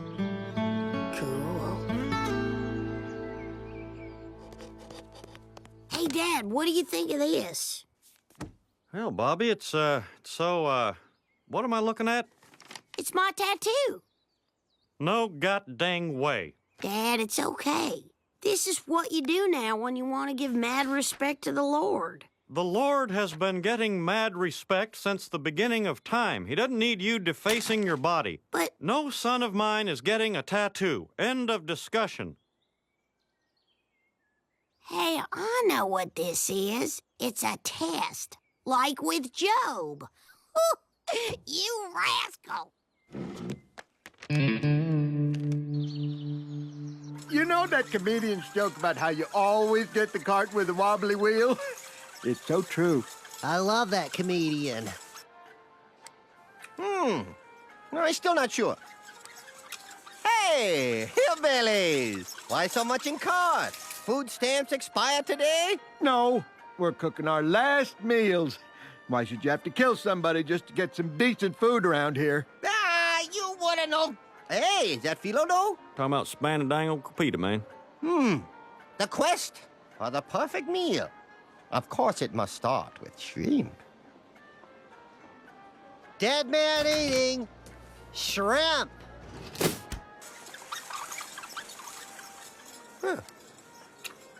Why didn't Jesus catch me? He has a plan for you. The Miller flip just isn't part of it yet. Are you Pastor K? Yeah, brother? I'm Bobby Hill's father, and I want to talk to you about this garbage you're teaching my boy. Well, hold up. You don't want me teaching your son about God? Well, that part's fine. It's the other junk, the obscene clothing, the tattoos. Dude, you don't have to act or dress a certain way for God. You can hang with him any way, anywhere. Don't you think Jesus is right here on this half-pipe? I'm sure he's a lot of places he doesn't want to be. What's more important, that Bobby's a Christian or that he has a proper haircut? I'm not giving up on either. Now stay away from my boy. Pharaoh's on our tail, Mom. Now, my strength is low. Oh, I need some milk and honey. That's enough. This whole thing stops now. You're getting rid of all this stuff, and you're going to church in a suit and tie like we've always done. But Pastor K says... And you can forget about that Pastor K. Woo! I'm out of Egypt. And look at Moses dance. Peggy, this is serious. Oh, Hank, you are overreacting. These are good Christian kids having good Christian fun. You think this is fun? He looks like a burglar. What? What's that in your ear? My testimonial. Nope. That's an earring. You're grounded, mister. But Messiah Fest is this afternoon. I'm Pastor K's backup guy. Mom! I was on board with baptizing Ladybird, but how could you destroy those perfect little ears I gave you? Hand it over.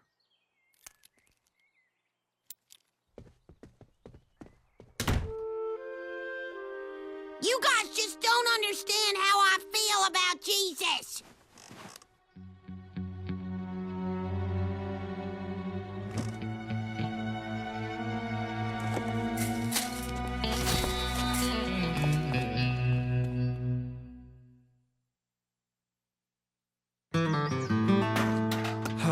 Messiah Fest. When I was young, you went to rock and roll concerts on Saturday night and asked for forgiveness on Sunday. Now it's all mixed together.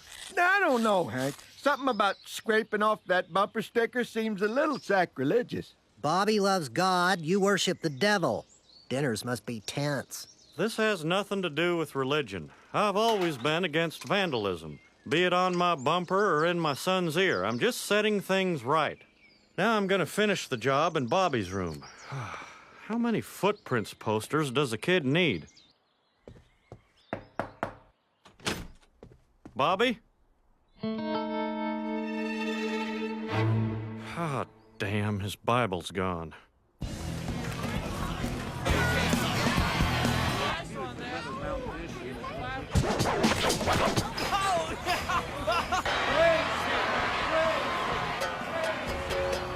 Pastor K, what do you think? Sharp. Well, I better go now. One of the bands asked me to leave before I give them impure thoughts. Hey, Kay, dig the chain. New? Yeah. Thanks, Bob. That was your dad? Yeah, he's a roadie for the Amen. They've been spreading the word across North America all summer. So you ready to rock? Let's do it. I'm all out the door. It's okay, cause I know God will provide and provide us all. Might not get a lot, but we're always get small. No, it all smells so good. I bet Bonnie Prince Charles eats like this every night. I would be proud to make this sumptuous banquet my last meal. Bon appetit. Remember, after this, the next flavor in your mouth will be the sour taste of death.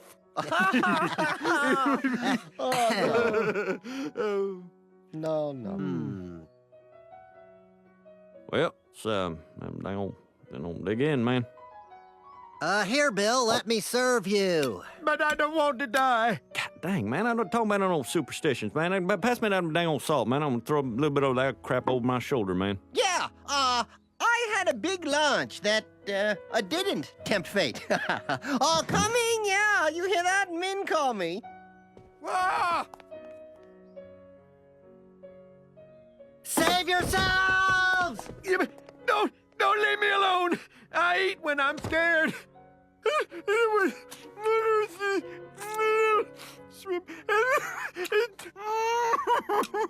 don't want to eat shrimp. Let's make some noise! I say holy, you say ghost!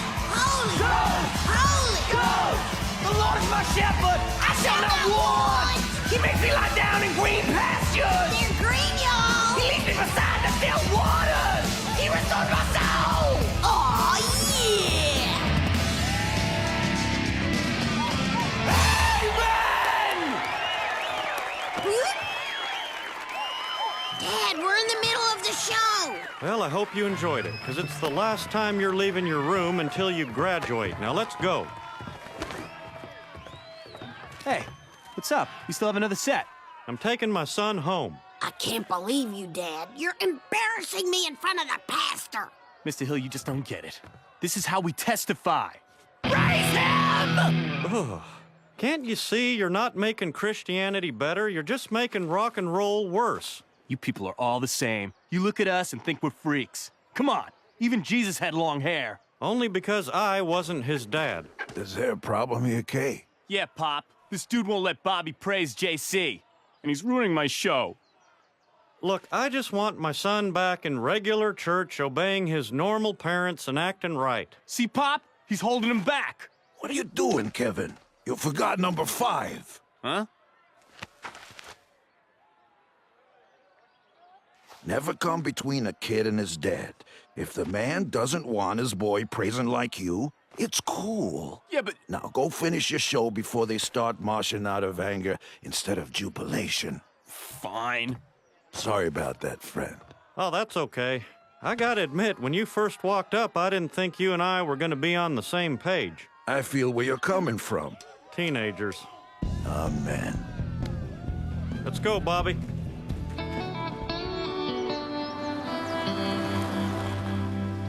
You can give me the stink eye all you want, but it's not gonna change anything. Fine, but when I'm 18, I'm gonna do whatever I want for the Lord. Tattoos, piercings, the works. Well, I'll take that chance. Come here. Something I want to show you. Remember this? My beanbag, buddy. Oh, man, I can't believe I collected those things. They're so lame. You didn't think so 5 years ago. And how about your virtual pet? You used to carry this thing everywhere. Then you got tired of it, forgot to feed it, and it died. I look like such a dork. I know how you feel. I never thought that members-only jacket would go out of style, but it did. I know you think that stuff you're doing now is cool, but in a few years, you're going to think it's lame. And I don't want the, Lord to, end up in this box. I got you, Dad. Hey, what's this picture? Mom used to have blonde hair? Farrah Fawcett was very popular.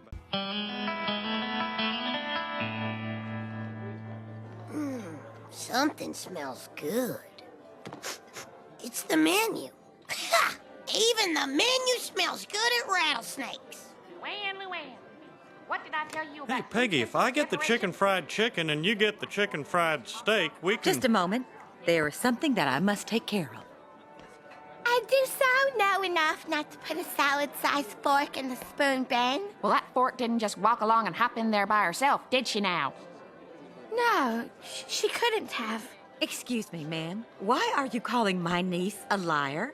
Luann knows we have a way of doing things here at Rattlesnakes. She also knows the consequences of not following that way. You will not use threats with her. And you will not tell me how to talk to my supervisees. And you have just lost yourself a waitress. She quits. Well, now, wait a minute. I wasn't gonna fire her. Mm-hmm. It's too late for your apologies now, isn't it? Luann, pick up your clothes and 3 onion loaves. We are going home.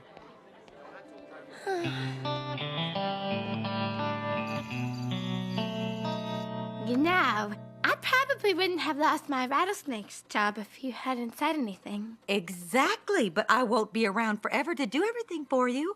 You have to learn to help yourself. How did it help me to lose my job? It will leave you open for new opportunities, such as the one that I am about to present to you. The Learning Annex is offering a class on the joy of entrepreneuring. I signed you up. It would be really nice if sometimes you could ask me when you make decisions about my life. You're right. Would you like to go at 7 or at 9? 7. I'm sorry, that won't work for me. A lot of you think of Trip Larson as the Hog King of Arlen, but he wasn't born with that crown on his head. He's an entrepreneur, an innovator, and an inventor responsible for edibilizing 2 new parts of the pig. Thank you. My great-grandfather started Larson Pork Products with little more than 3 pigs and a killing hammer. Today, I'm proud to say, we kill more pigs than, well, pig hepatitis. There's no secret to success, really. You have to have a passion for whatever you do, whether it's processing pigs or sheep, or cattle into food and food products. What's a food product? It's like food, but cheaper. Young lady, you had a question? Well, Yes. I find that I am too busy succeeding to keep track of all of my ideas. So, I keep them in a file. Well, actually, that's more of a comment than a question. Well, thank you. I think so, too.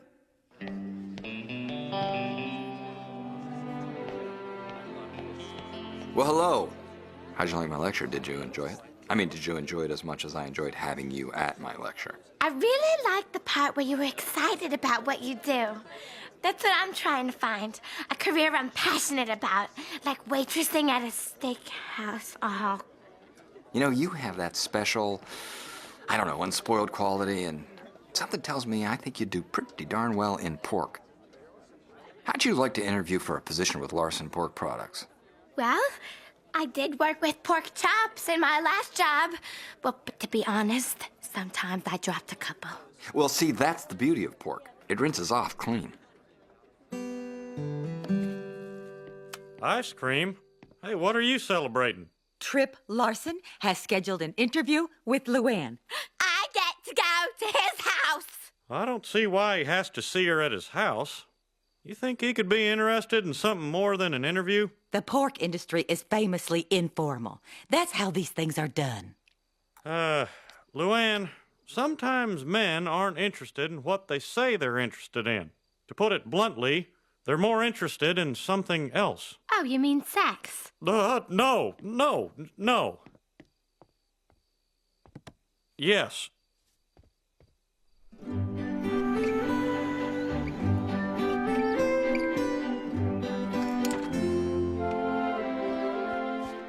I'm here for my interview, Mr. Larson. I am also here for her interview. Luann, let's go ballooning. Peggy, why don't you read my autobiography?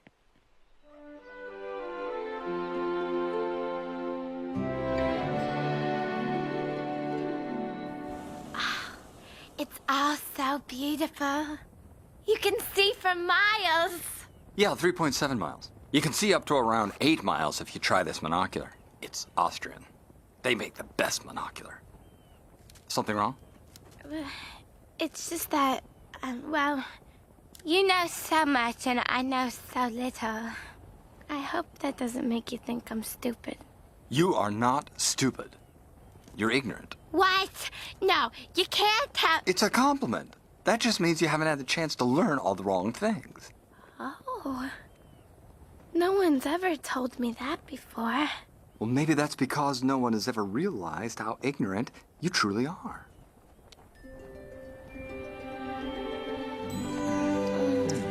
What are you doing?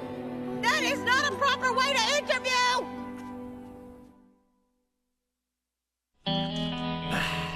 Whose house are we gonna be TPing this year? Probably mine again. So how'd it go? Mr. Trip Larson is the most wonderful man in the whole world. Well, he gave you a job, huh? What position? Oh, I'm his girlfriend. Well, I knew this guy was no good, but braiding your hair? From the back, your head looks like a horse's ass. Well, Trip likes my hair in braids. He says they make me look smart. Luann, honey, it's not that we don't like your hair in braids, which we don't. It's that we don't like Trip. He's old enough to be your father, and he's treating you like a child. Stop worrying, Aunt Peggy. I'm going to eat my salad after my steak. Trip says that's the French way. So I can have my dessert first, then my steak, and then, if I have room, my salad. Salad after steak? I hate to say this twice in one meal, but horse's ass.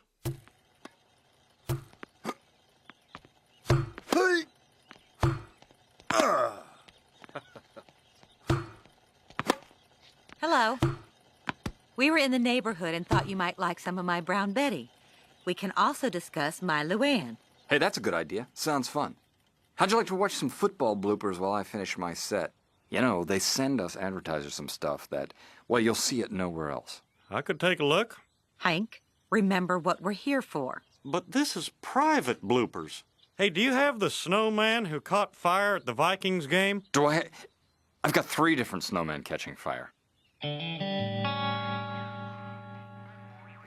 There he goes. How's it going?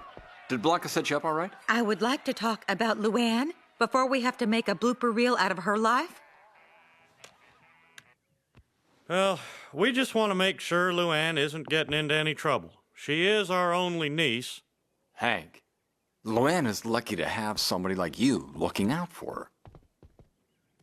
Will you look at that? Yeah, that's the J5. It's a little project I've been working on for quite some time now. In terms of time to processing, weight, meat yield, weanability, she's pretty much the perfect pig. Looks like you could eat it with a spoon. Just give me 5 years and you will. Oh, just like a baby. Look at her, Peggy. Remind you of someone when he was little? Hank, how would you like to ride in a hot air balloon? Hey, I don't have to tell you it's powered by propane. Well, that's one of the 8 uses of propane I haven't experienced firsthand. Oh, dear Lord. Peggy, I feel like Neil Armstrong up here. I can see everybody's gutters, and they look great. Mrs. Hill, I'm a guy who makes his own rules. You play by them, everybody wins. Try to call your own game, not so terrific. Whoa! Well, let me tell you something. You might be rich, but all the money in the world cannot buy you the most precious gift of all, my respect. The man willfully endangered your life just to make a point, Hank. Try to see it from his point of view. He was trying to control the balloon, and you kept talking to him. I was right there. He was pulling and yanking that cord and trying to jerk you out of there with every last fiber of his being and then some. Aunt Peggy, Chip believes that no one ever solved anything with a run-on sentence. What? How dare you? You do not come into my house and correct my grammar unless your name happens to be Strunk or White, is it? I'm just trying to help you improve yourself, Aunt Peggy.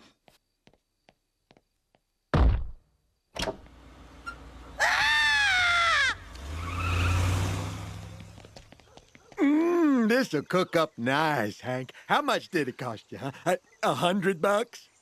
Hank, the man is crazy. That headless pig is a threat. No, it's a gift. From Trip Larson. and it's to you.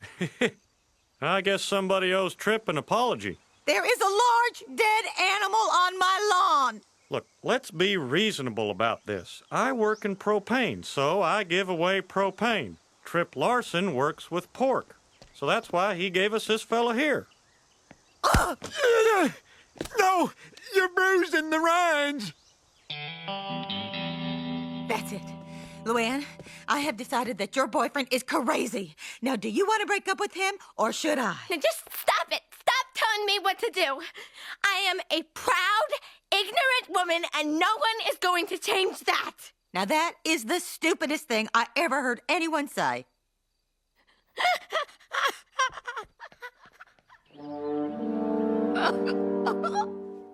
You wiped your eyes on my tie. That's okay. It's an amazing fabric. Thanks, Trip. I feel better. I'm going to go home now and think of something mean to do to Aunt Peggy, okay? Luann, you are home. I took the liberty of having your belongings meat trucked out here. Forgive me if they smell delicious.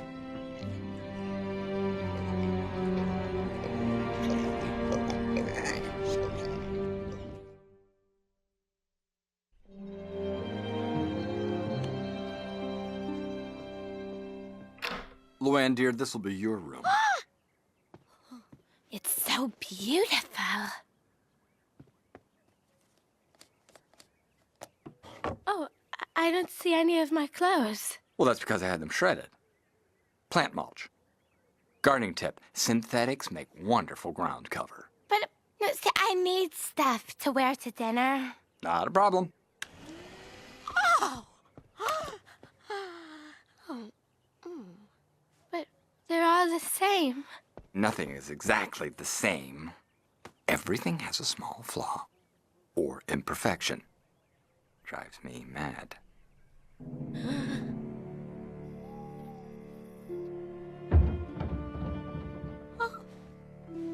Trip! Trip?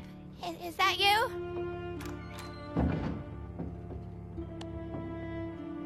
Trip? Are you there?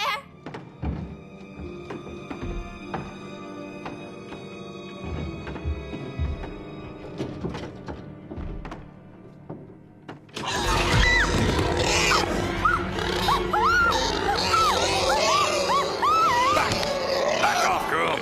Don't be messing with Papa's lady now, you hear? Are you all right, dearest? Why is there a pig in the house? Oh, don't tell me you're jealous. I might have grown up poor, but I never knew anyone who kept a pig in the house. Well, that's because they weren't equipped for it. The floor in there is Brazilian rosewood, super hard, super high quality stuff. And I had it finished with 4 coats of polyurethane. Not that it needs it. The J5's hose are soft as bedroom slippers. Schnappen! Go back to bed, honey. I'll have Blanca bring you up a warm glass of milk, okay? Okay. Finish it all.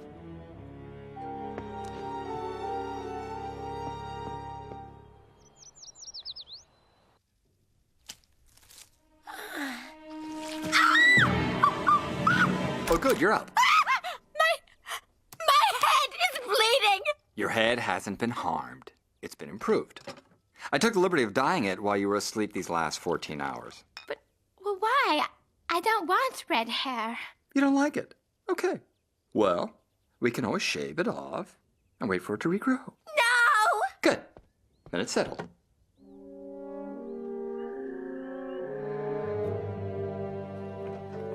Blanca, I'm going all the way downstairs to practice my harp, like Mr. Larson wanted me to.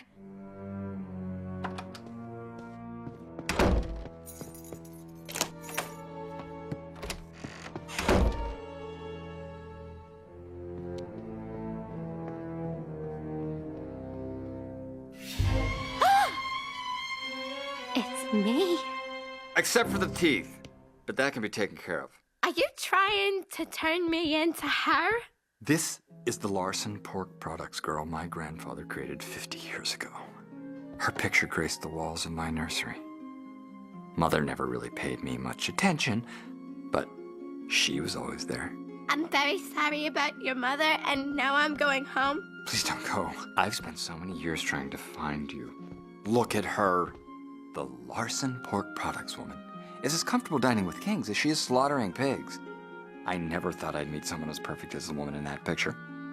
And then I saw you at the Learning Annex. I guess. I'm just so alone here. I get scared. I understand. And I mean to fix all that. With a big Halloween party to show the world just how happy we are. Can I dress up as a pirate? A woman as a pirate?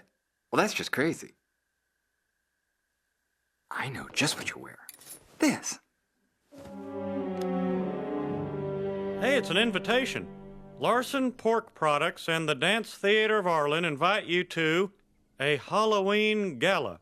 Sounds like a blast. Well, I know Luann doesn't want to see me, but I am a Silver Slipper donor to the Dance Theater of Arlen, and those people still owe me an umbrella.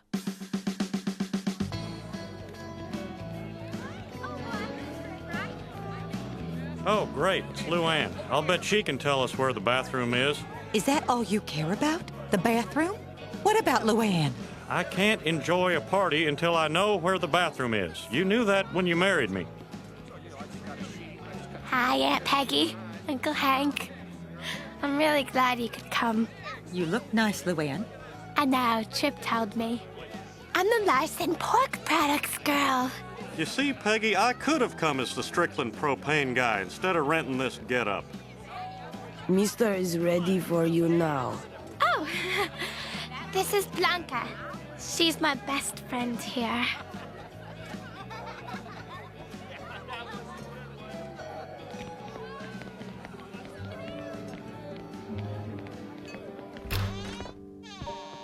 Trip! Trip? I'm here, dearest. Luann, you've never looked more beautiful. And I've never felt more alive. I never thought this day would come when I would have everything I've ever wanted within my grasp. Is that an engagement ring? Wait, Luann. I want everything to be perfect. Luann, will you do me the great honor of marrying him? Him? Javier, the time has come. That's the man in the ad! Life is a series of compromises. Trip, I'm kind of confused. What is happening here? Don't you see? We can have it all. We can be the family in the picture. You, him, and me. What? What? Luann, wait! Luann!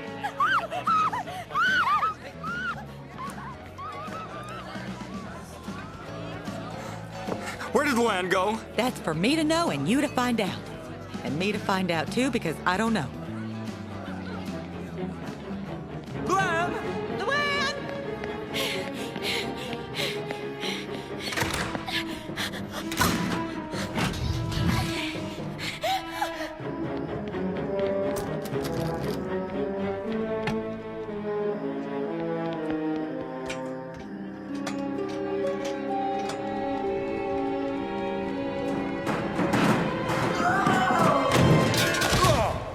Luann, wait! I can explain everything. No, you're sick. I'm calling the police. Luann, you're not thinking clearly.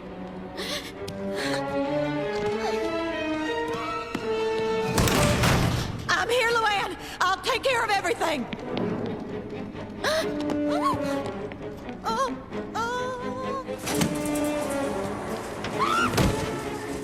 Oops.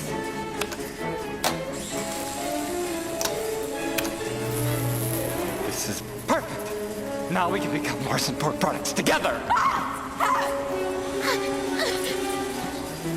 Luann, trust me, this is for the best. We agreed that I would do the thing for both of us. I never agreed to be a Larson Pork Product. Luann, I thought you loved me. Trip!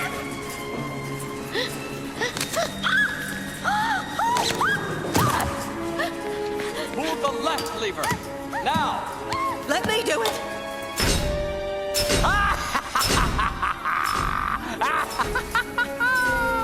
Mama, Papa, I'm coming home.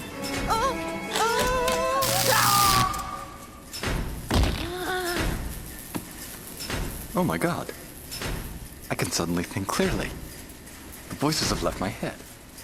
What am I doing in a pig costume? Uh-oh.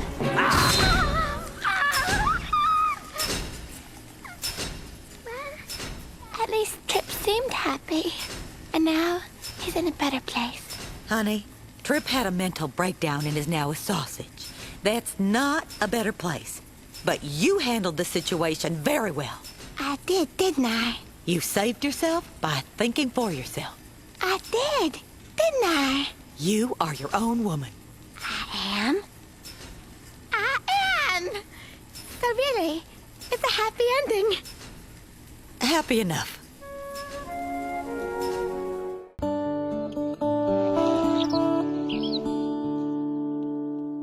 No time to eat.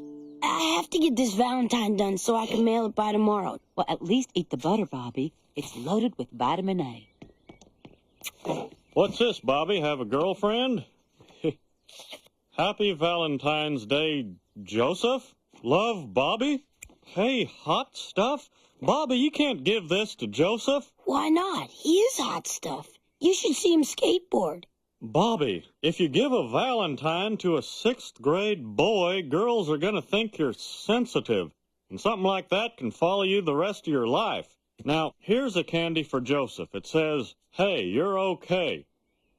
And we'll just put this card over here for now. Ooh, right. I can use that. Who's your Valentine, Luann? Nay.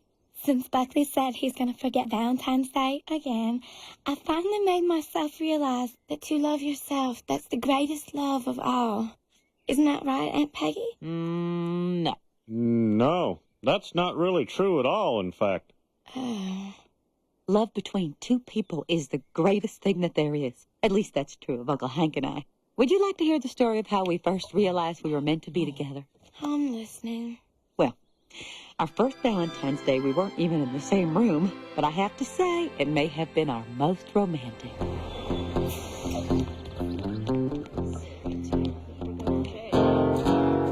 My school, West Arlen, was playing Hank's school, Arlen High. Hank and I had been dating about 6 months, and things were really heating up. Miss Platter, hello. Well, hello to you, Mr. Hill.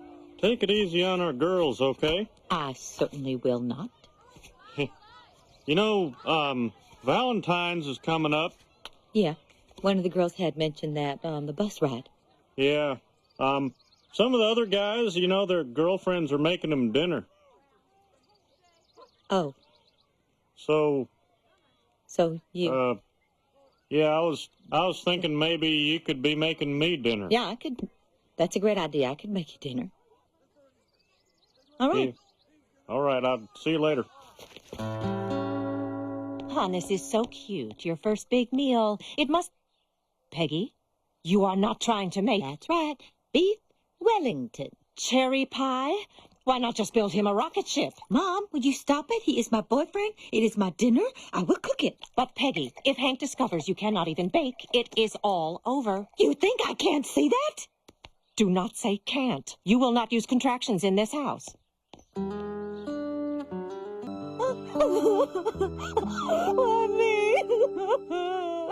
Phone call for you, dear. Your eyebrows look very nice. Hello. Hi, Peggy. I'm really sorry, but I pulled some tendons in my back and I can't come over for dinner. You can't? Oh, don't cry, Peggy. I'm sorry I ruined your Valentine's Day. You didn't. I mean, I'm just so glad you're okay. But I'm not okay. Uh-huh. I bet I'm missing a great dinner, huh? I made beef Wellington. Really? Is that steak? Yes, sir. And I made a cherry pie. And a blueberry pie. Wow, Peggy, I love both those pies. Hey, hold one of them up to the phone so I can smell it.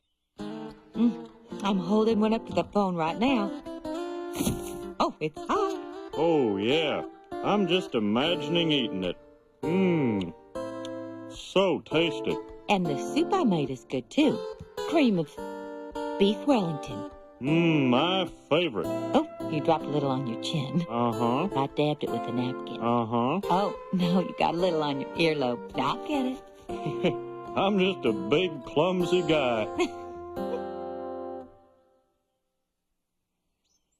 2 weeks later, when his back healed, we were engaged to be engaged. You know, if I hadn't hurt my back that day, I would have known she couldn't cook. And then I would have been forced to not marry this little gal. So I guess what they say is true. There is somebody out there for everybody. Huh? No, I don't think that follows at all, Luann. Nope, not for everybody. Oh. Oh, guess what else? I'm going to see that old school today. I'm subbing for the record keeper. The old high school, huh? Boy, I haven't been there since, the season ended, I guess, almost, 2 months ago. Yep, 2 months. Got a package for you, Bobby. Happy Valentine's Day. Love, your secret admirer. P.S. Expect me Valentine's night? Whoa. Who could it be? The only girl he ever talked to is Connie. I know. Hey, it could be Carrie Strug. At least, I hope it's Carrie Strug. Code 12, tardiness. Code 16, not following directions. Code 40, following directions too closely. You don't see that much. Oh, this takes me back. Rhonda Culpepper, I went to school with her. Oh, did you know she was a code 42? No, I just thought she'd gotten fat for a semester. Hey, I think we know this character. Now, Becky, we are not paid to snoop.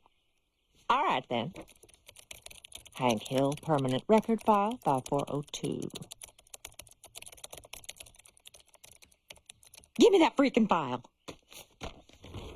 4th grade, kicked out of chorus for refusing to sing Where Have All the Flowers Gone. 9th grade, told debate team to, quote, shut the hell up. 12th grade, absent for 2 weeks starting on Valentine's Day. Yep, Hank hurt his back that week. It's one of our favorite stories. Oh, Peggy, you don't have to lie to me. So he had mono. It was 20 years ago. Mono? The kissing disease. You two must have been very busy that Valentine's Day.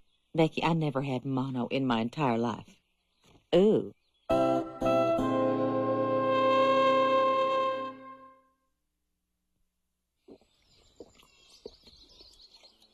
Hey, Hank, did you ever wonder what it'd be like to drink beer standing over there? Curiosity killed the cat, Dale.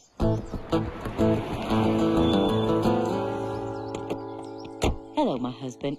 I was just thinking about some of your high school football days. Well, good. That's a good thing to be thinking about. You know, like when you hurt your back and you were out for a few weeks? Oh, yeah. I took a pretty big hit, I tell you what. You know, a funny thing happened today. I took a look in your permanent record, and it says you had mono those 2 weeks. How did you get mono, Hank? Well, I happened to share a soda with a guy on the team one day. It was the 70s, you know. That's funny. You know, on the way out of the building, I stopped by the school nurse's office. She did not mention that you could get mono that way. Well, I wouldn't put too much stock in what that woman said, if you know what I mean. Oh. Well, I wasn't aware of that. For a moment there, I thought, well, never mind what I thought. She's on the trail. She's going to find out. No, she's not. Unless you let something slip. I don't let things slip, Hank. I place information.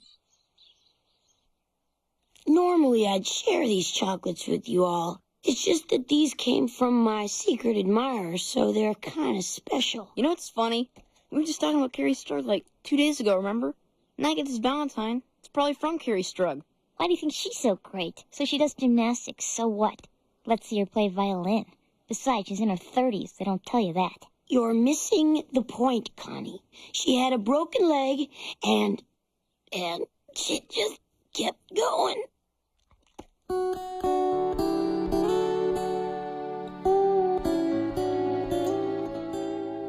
think Connie likes you. Well, you see, see, once one girl likes you, it's like having a ring on your finger.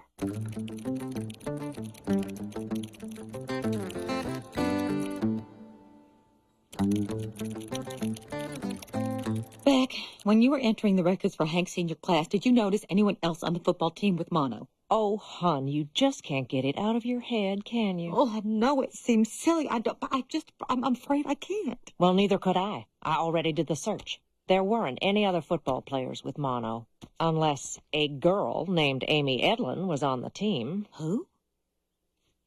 So the whore played well with others, did she? This girl could have been drinking a soda, and she set it down next to a football player, and Hank assumed it belonged to said player, and... That's it, Peggy. You just take that lie and wrap it around yourself like a warm blanket. Well, I don't know it's a lie. Yet. I looked up Amy Edlin in the phone book, and by posing as a college-bound telemarketer, I found out where she works. And I'm going to visit her today, and I am going to get to the truth. You are making a big mistake, Shug. The truth is like sunlight. People used to think it was good for you. What do you want to get her? Something romantic and frilly, like the wife of a magician would wear.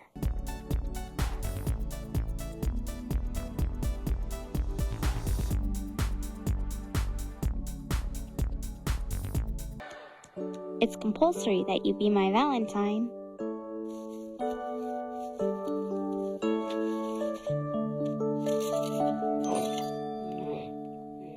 Yeah. Oh, man.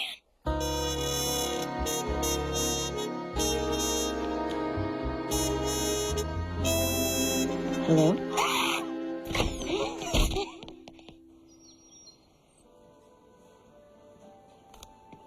Care to try a sausage?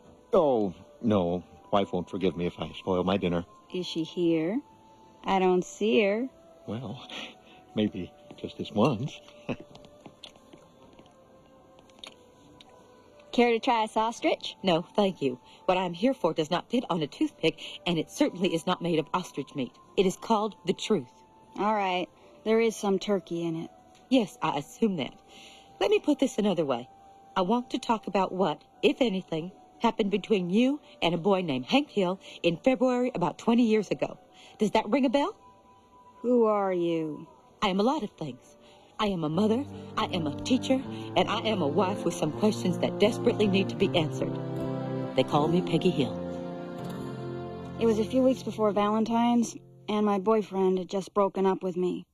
I guess I just had something to prove. It could have been anybody.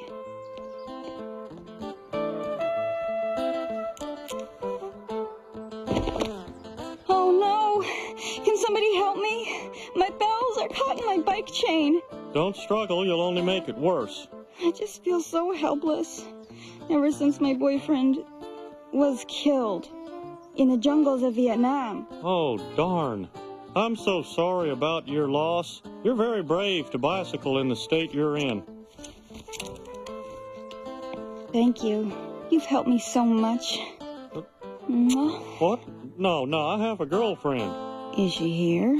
I don't see her. Yeah, but no. Come here. Stop. Don't. So Stop. sweet. Oh. So that's the story. Here, this coupon won't take away the pain, but it will take 30 cents off your next purchase of sausage light, and our new deli-style pastrami. Well, thank you for telling me the truth about my husband. You have really eased my mind.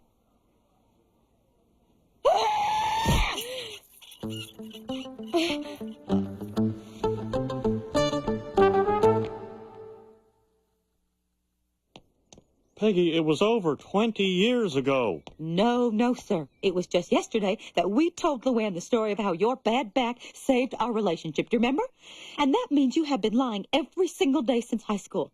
That is thousands and thousands of lies. Okay, it's true. I did lie. Uh-huh. Oh, it feels great to get that off my chest. Give me a hug. I've never felt closer to you. Back off, mister. I do not feel close to you. Peggy, you gotta understand, I was 17 years old. I'd spent most of my teenage years working on my offense. I had no defense. Well, why didn't you just tell me? I would have forgiven you, Hank. I mean, I made out with plenty of guys behind your back. What? Well, of course I did not. But now you know how it feels. So we're even? Oh, no, we are not. Hank, I can forgive the kissing. I can even forgive the lie. But there's one thing I cannot forgive. Our marriage was built on a wonderful little romantic story. Hank, in my opinion, it was the second greatest story ever told. But now we have no story. All we have is a big side of beef and 3 broken ribs. You break it, you buy it. That's pink and white for you. So here's the plan. When my secret admirer comes to the door, you say hello. Offer her a drink. Compliment her dress. Or leotard. Oh, you are so lucky that somebody loves you, Bobby. Right now, I'd give anything just to have someone say, Happy Valentine's Day, Luann. Aw, Luann. Have you heard a word I said? Morning, Peggy. What'd you do to your hair? Nothing. That's exactly it. Nothing. Huh. Bye, Mom. I'm off to school. Bye, sweetie. I love you, baby. I guess I'll be leaving too, hon. Whatever. Love you. Right. Huh. Hey, I didn't know Peggy's brother was in town. No! There's so many little things that women do that you just sort of take for granted. And now Peggy's stopped doing all of them. It's like she's just some mopey gal with big feet who lives in my house. You gotta do something that sweeps her off those big feet, Hank. Toss a little woo at her, see what sticks. I don't know. I used up all my good material winning Peggy over the first time. Tell you what, put that whipped cream on the plastic wrap. Maybe you can steal something from a movie, like Lethal Weapon. Man, those 2 guys loved each other. Yeah, I'll tell you something I saw in the movie one time. See, this pig got loose in this couple's house, and they chased it around until they fell on top of each other, and they were laughing and giggling and loving.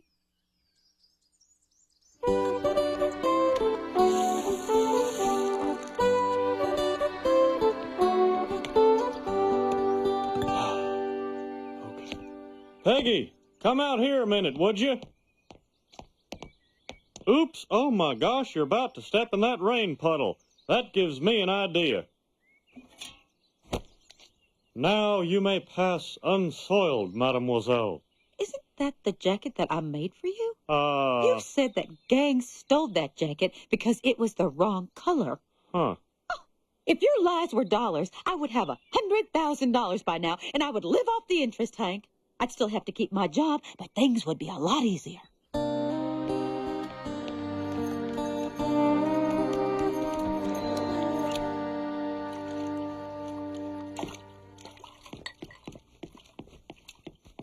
Guess who? Oh, you have gasoline on your hands? Yeah, I was cleaning tar off the driveway. My eyes are burning. Hey, now that you're splashing, let's have a splash fight. Stop it! What is wrong with you? Hey, where are you going? It's fun. What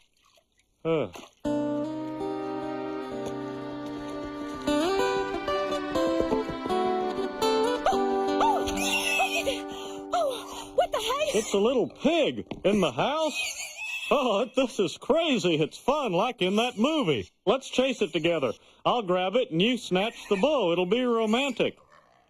Come on, it's pig chasing. Mom, Dad, there's a pig in the house. Oh, Peggy, I'm trying to be romantic here.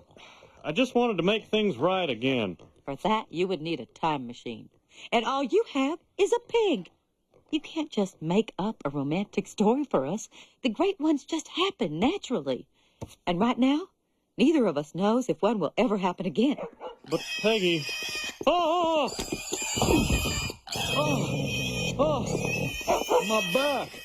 Congratulations, Hank. You just ruined one of my favorite movies.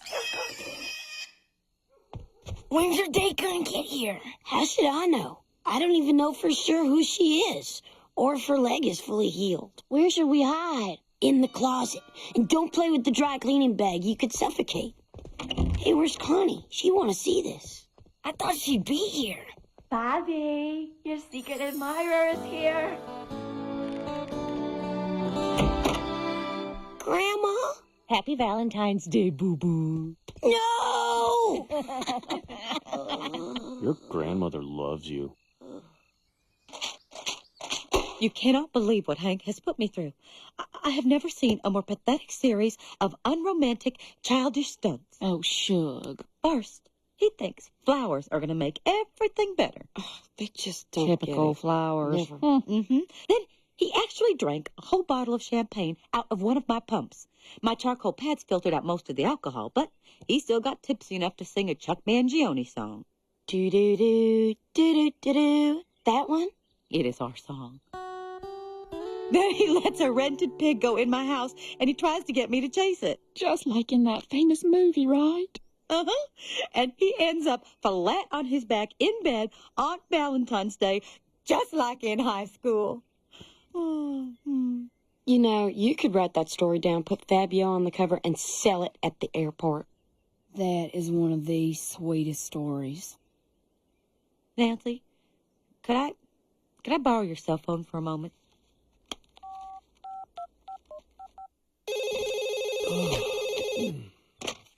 Hello? Hello, Mr. Hill. This is Miss Platter. Oh. Well, good evening, Ms. Platter. To what do I owe the pleasure of this call? Well, I'm calling to let you know that your dinner is ready. And, what did you make for dinner? Well, I thought about it, and I decided to make you beef Wellington. Beef Wellington, huh? Well, how'd it turn out this time? Well, I'd have to say it's pretty perfect. Of course it is. That's your specialty. that's right. And I baked you a cherry pie with a golden brown crust.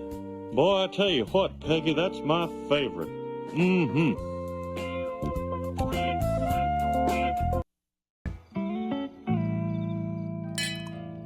My very first clothing exchange. I've never felt so cosmopolitan. That's a word I learned in a bar. So, the magazine says we each present an item of clothing, and the first one to call dibs gets it. Oh, like a key party.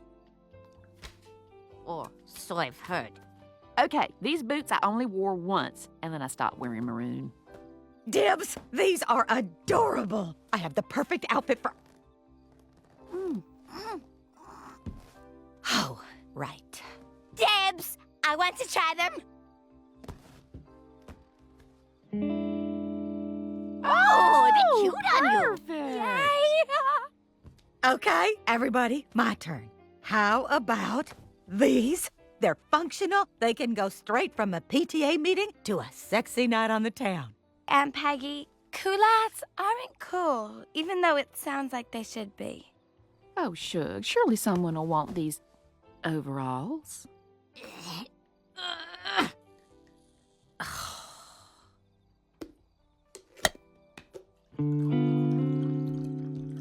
So, how was your clothes exchange?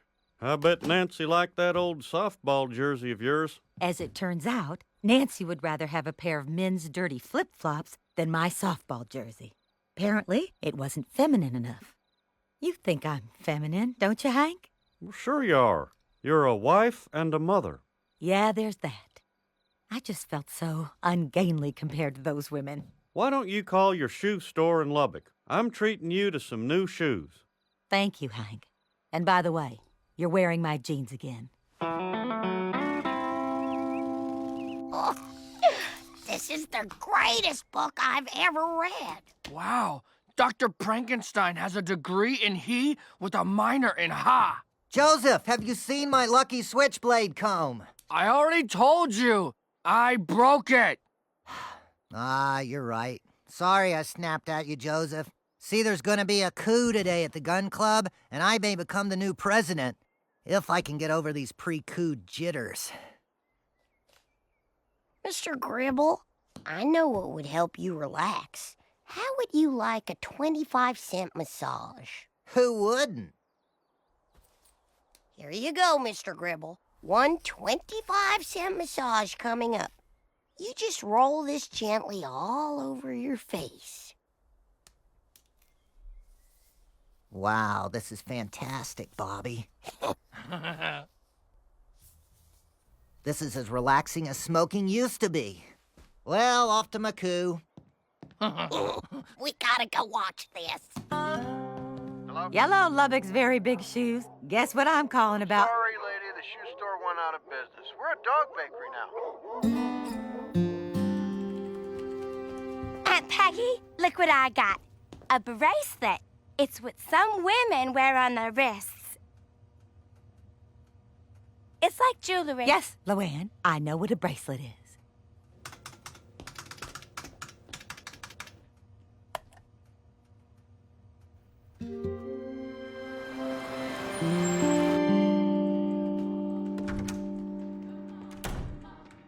Hello, do you have a pump and a size 16? Which brand? Oh my God! Wedges? Sandals? These boots, they're just like Nancy's.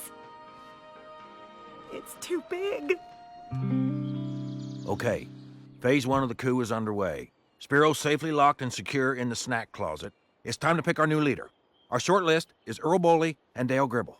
Where's Dale? Coward didn't show. All right. Looks like you're our new president, Earl. Hey, guys. I think he's wearing war paint. I'm with Dale. Me too. Give me that pen. I don't get it. They're not laughing at him. I say we make Gribble the new president. All in favor? Fire once into the ground. Maybe we didn't do it right.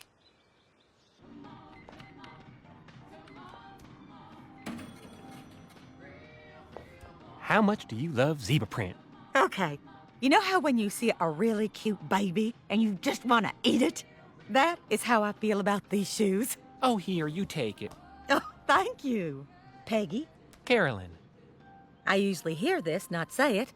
Nice grip. Excuse me, is this seat taken? Who are you talking to? Different people. I want to see my new clothes in action before I commit to owning them. It's a technique I learned from this interesting woman I met today. Her name is Carolyn, and she wears gloves. Gloves? Huh. That is interesting. I felt this instant sense of camaraderie with her that I don't normally find with other women. So you've got someone to talk to about this stuff now. That's great. Yes, it is, Hank. Taxi! This chicken curry is delicious. I can understand why it is one of Oprah's favorite sandwiches. Peggy, you ate that whole sandwich. Yes. Yes, I did. Ugh, I'm sorry. That was very unladylike. And none of your lipstick smeared or came off at all. How do you do that? Well, just before biting, I move the teeth forward and slide the lip up. I'll show you in slow-mo.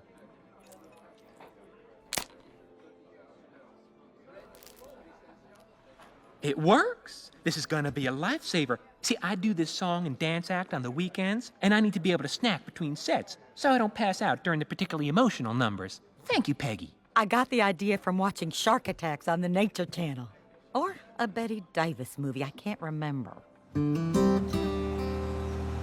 I don't know why everyone doesn't drive with their high beams on. You see so much better. So, the glasses. Are you afraid of the laser surgery too? Because the closest I want to get to a laser is front row at a Shaka Khan concert. Actually, the glasses hide thin brows, fine lines, and wrinkles. People do not say it, but they make me look 10 years younger. True that.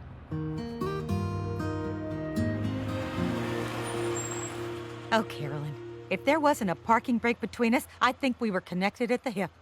Oh, my God, the parking brake's on.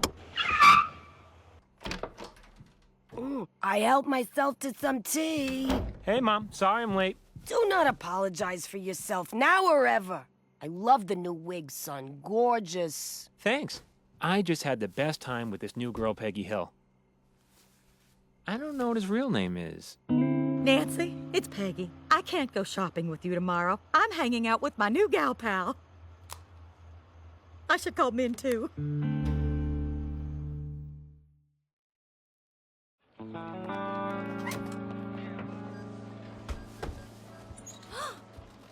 Oh, it's so nice to have a friend who's strong enough to push her way through a sale. Nancy always fell somewhere between lingerie and handbags. Some of my friends are too scared to go to the mall. They buy everything online. Thank goodness I hid all the good stuff last week. Ta-da! I love it. I have to wear scarves in the show. So, what do you do in your act? Well, I don't do any one artist like some of the girls do. A little Liza, Barbara, Celine. My favorites. You really know how to work a scarf. Hey, I've always wanted to do a duet in the show. You and me, Peggy, what do you say? Yes. Great! Just bring your own eyelashes. I always do. Carolyn, this is my husband, Hank. Nice to meet you, Carolyn. Carolyn. I always liked that name. I thought it was a good one. Well, I'll get out of your way, ladies. Bobby, this is my new friend, Carolyn. Carolyn, my son, Bobby. Hey. Oh. So, did you two adopt? No, ma'am. And I have the stretch marks to prove it. Stretch marks? Nothing seems to diminish them. Not shea butter, not cow placenta, not goat placenta. Really? Mm-hmm. Oh, yeah. I imagine this is what it looks like when you're stabbed in the stomach at several different angles, huh? Stabbing. Could I have another drink, please?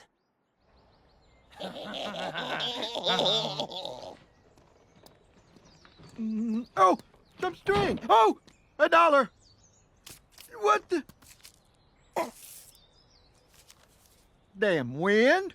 Pull the string again. Mr. Dotry really cares about money. Where'd you go? Where'd you?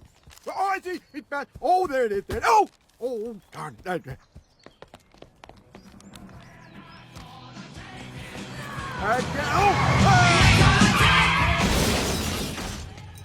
Oh my God! Are you okay? I'm doing better now, sweet cheeks. I never seen eyes so dilated. I could lose myself in them. You know, I really shouldn't be driving. You want to take the wheel? Sure. Did you see his face? Yeah, he was happy. I know! What kind of joke book is this? Mom, I need to talk to you. It's about Peggy. What's her problem? Mom, she's a real woman, and... You mean a biological woman. Just because you were born a male doesn't make you any less of a woman. Let no one clip your wings, baby. Could you stop being supportive for 1 second and listen? I've got a problem. I can't let a real woman perform with me. It's a drag show. Do what you need to do. As long as there is no shame involved. Hear me? You're a person!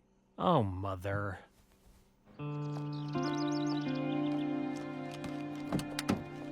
Peggy, you almost forgot this thing. I'll be in the front row. Yeah, that might not be such a good idea. Apparently, they single out newcomers and embarrass them. You know, like at church. Well, I'll be in the back by the soundboard then. That outfit, it's very becoming. Woo! Looking good, Shug. Yeah, big hair kind of works for you. Where you going all dolled up?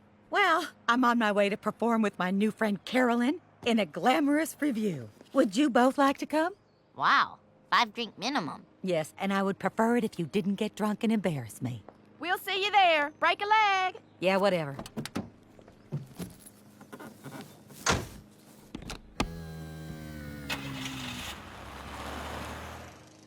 What does it mean if instead of a purse, a woman carries a tattered grocery bag?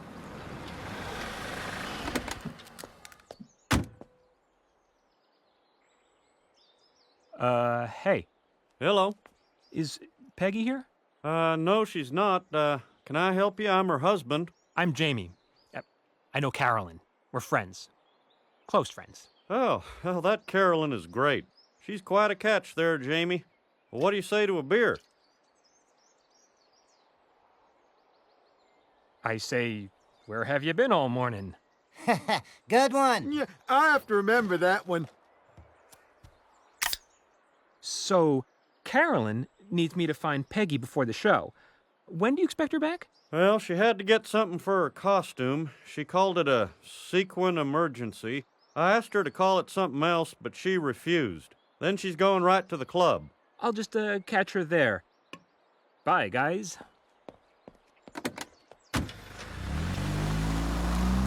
I like nice people. Showtime!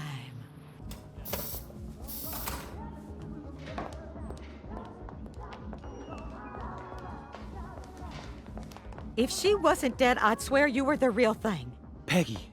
That Diana Ross looks freaking amazing. We are gonna have to pretend sing our hearts out to outshine her. Honey, we can't do the routine. I have something to tell you. What is it? Peggy, I'm a drag queen. But I thought most drag queens were men. I am a man. I'd take off my wig to show you, but it's too close to curtain. So then, I don't understand why you invited me to do the show with you in the first place. Oh my God. You thought I was a man? We have the same size feet, and you were shopping at the Closet. It's a store for drag queens, Peggy. I didn't know. Well, if it makes you feel any better, I thought you were the best I'd ever seen. It doesn't. Hey, Shug, here we are. What kind of place is this?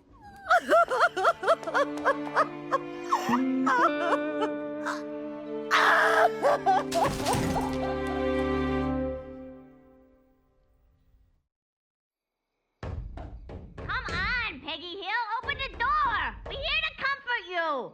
Sorry everybody thinks you're a man, Aunt Peggy. You know how everybody is. Go away! Shug, you coached a women's softball league. If that's not feminine, I don't know what is. We're trying to cheer her up, not tick her off. You want to get punched in the face? That woman's got fists like frozen turkeys. I can still hear you, you know. Don't answer it. Well, Peggy, that's like telling a lie. You just don't do that. Fine. Then I'm not here. But that's also a lie. Hill residents, she's not here. Okay, Carolyn. Dang it. Did she think you were me? I do sound like a man, apparently. What are you talking about? Carolyn, my friend, is really a man who dresses up like a woman. Well, now hold on. That doesn't make any sense. And he thought that I was also a man dressed as a woman. But I am not. I am a woman who looks like a man. What? No, you're not. Then why is it that the only woman I can relate to is a man? And here I was feeling feminine for the first time in my life. I have never felt so ugly. Isn't this something you should be talking about with your girlfriends? You know, like that Carolyn. Hank, are you even listening to me?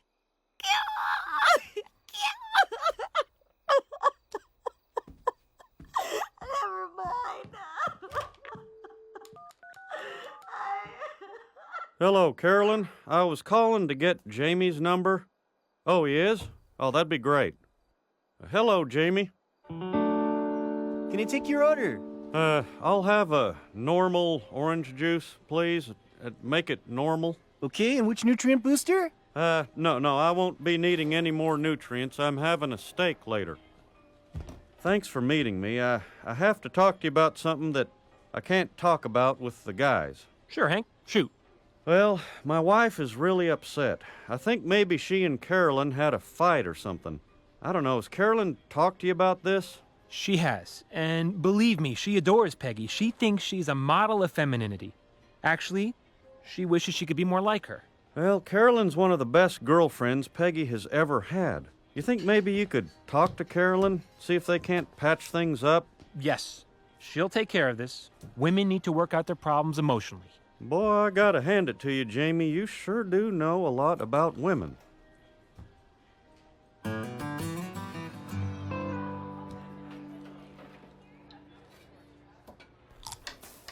Oh, shoot. Sorry your food is ruined. We've got pizza. My mom just got me a credit card, so we went crazy. Wow, thanks. This book stinks. No, dude. Every time you do a prank, something good happens. That's a magic book. Ugh, I don't know. I do. You gotta prank me, dude. Oh, okay. Make me rich and handsome. If your hand is bigger than your face, all your wishes will come true. Cool. Ow! So, am I handsome?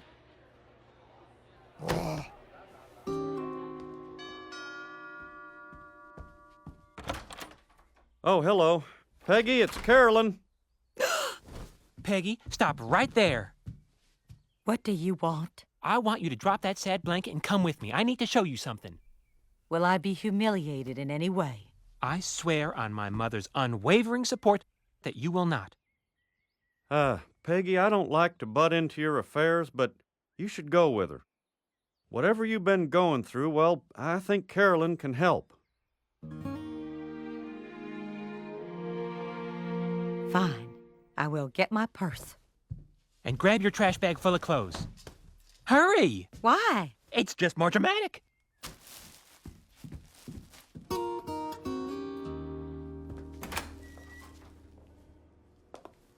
Have a seat, Peggy. Girls, this is Peggy Hill. She is the one responsible for that great tip about the lipstick and the one about the glasses. Look at me. I'm a girl again. Thank you. You're welcome. No, wait, Is this what I think it is? A denim vest with appliques on it? Oh, I want that. It's So Mandrell Sisters Variety Hour. I had a feeling your stuff would go quickly here. So this is why you brought me here? To show me that a bunch of men want my clothes? A bunch of men who want to look like women want your clothes. Uh-huh. But, come on, aren't you all more impressed by women who are fancier and daintier, girlier? Honey, wispy women are a dime a dozen. You said it, girl. Yeah, baby. Peggy, drag queens model themselves after strong, substantial, fearless women. Women who aren't afraid to wear purple gauchos and MC Hammer glasses. Women who only need one name to describe themselves, like Liza, Barbara, and Cher. You, my dear, are simply Peggy. Peggy. That does make sense. Girl, you are fierce. Deal with it. I have got to have these platform sneakers. They are yours.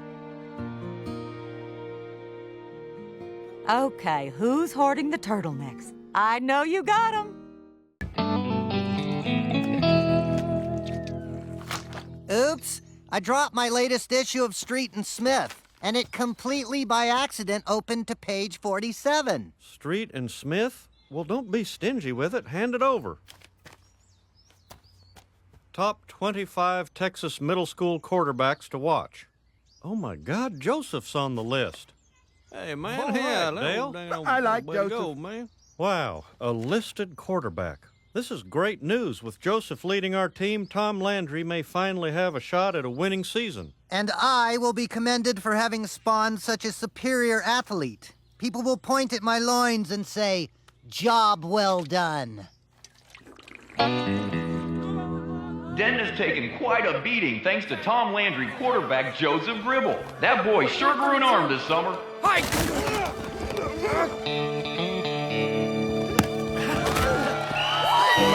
Longhorns win! That's my son. I made him. Heck of a game, Gribble. Nice job. Boy, if the rest of the season's like this, I may start carrying Joseph's picture in my wallet. Afternoon, Mr. Gribble. Mike Gilstead. I'm a recruiter with Spencer Academy. Ooh, private school, snazzy. What brings you to our little government-funded establishment? Well, your son, actually. We think Joseph would be a great addition to our football program. Really? Why don't you give me a call sometime? You're not actually considering this, are you? Doesn't hurt to listen. Plus, he gave me his card, Hank. I'm pretty much committed at this point. I present the first victory loaf of the season. If Dale listens to those private school people, this'll be the only meatloaf we eat all year. And I love your meatloaf, Peggy. This is terrible. Joseph's my best friend. If he leaves now, what'll I do? I can't finish our wall of gum alone. Bobby, you can find a new best friend. A winning football season is once in a lifetime. Impressive campus you've got here. For future tours, might I suggest a golf cart or a little train? So, what'd you think of our library, Joseph? It's big, huh? I like that there's lots of places where people can't see you. Let's just cut to the chase, Mr. Gribble. Joseph is a star. We want to build our football program around him and his talents. And all you have to do is say yes. Joseph, could you step outside? The grown-ups need to talk.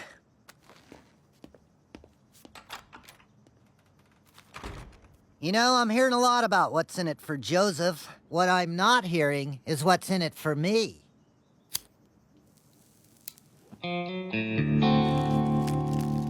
Ooh, olive tamponade. Compliments of my friends at Spencer Academy. That's not cheese in that basket, it's payola. That school is trying to buy you off. Nobody's buying anybody, Hank. They're simply offering Dale's dead bug a 100-year pay-up-front, no-spray contract. It's completely above board. Dale, I know how confusing it can be when someone sends you gifts and pretends to love you. But are you sure this school's right for Joseph? Are you suggesting he stay at Tom Landry? 'Cause their offer was crap. Dang it, Dale, this isn't about what you can get out of the deal. It's about the best school for Joseph. Shouldn't he have a say in where he plays football? Are you really concerned about Joseph, or just a Tom Landry fan who wants to say we're number one? I still think Joseph should have a say. Fine, he can decide. I've raised him well. I have no doubt he'll make the most profitable choice. A bottle of champagne and 2 glasses. Which one of us will Dale choose? Not you. My press conference thing is tonight, and I haven't decided what to do. I'm all nervous. I got stomach flies. Well, you can't leave Tom Landry. Great stuff like that happens all the time. I know. My dad wants me to go to Spencer, but all my friends and all the stuff I like is here. Oh, it's so complicated. Joseph, if you're still on the fence about Tom Landry, let me sweeten the pot. See this key? It opens every door in the school. Every single door. Please, please stay. This is Nancy Hicks Gribble reporting live from Captain Bear's home of the 10-pound pizza, where star quarterback Joseph Gribble is about to make his announcement. Spencer or Tom Landry? Who will he choose? How you doing there, Carl? Not good, Hank. Not good. Hi, I'm Joseph. My head's been full of thinking the past few days. There are many decisions to be made about my future. My football future and the future of my brain. So, in conclusion, that is why I choose Tom Landry.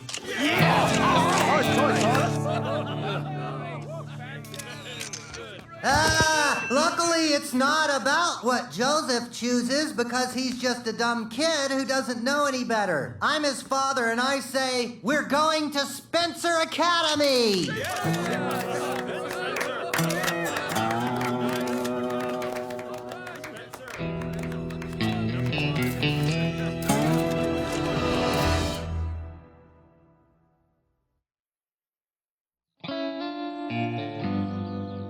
So, are you excited about your first day of new fancy school? I guess so.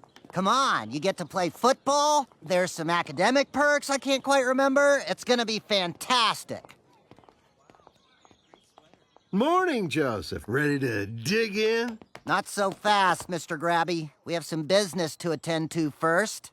Oh, yes, the exterminating contract. I have your check right here. Yep, we're gonna do this nice and slow, Mexican standoff style. Comprende? Easy. Easy. Cha!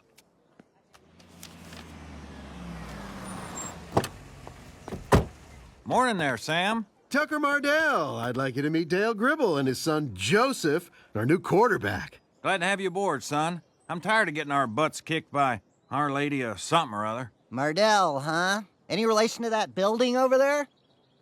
Wow. Dude, do you live there? No, but he did generously donate the funds to have it built. You bought a whole building? Well, I went here and my boy goes here. Spencer Academy's been good to us, so it just seemed right to be good to Spencer.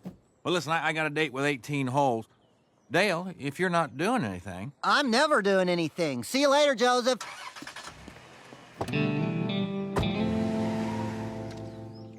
Gentlemen? Wow, Dale, you could be on top of a wedding cake. What's the occasion? I'm going to a gala. That's what we Spencer families do. We gala. Look, it's bad enough you stuck Joseph somewhere he doesn't want to be and screwed up Tom Landry's winning season. Can we not hear about your stupid party? Gala. Hello, neighbor. I hear your delightful son is attending prestigious Spencer Academy. You heard correctly. Maybe you could write a letter of recommendation for Con Jr. You know how to write, don't you? Oh, no, of course you do. You big Spencer family. But just in case I typed up a little something. Make your mark here.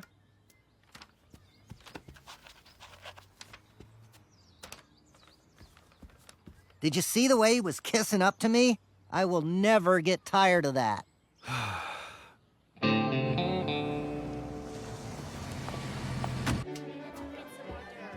Holy crap, this is fancy.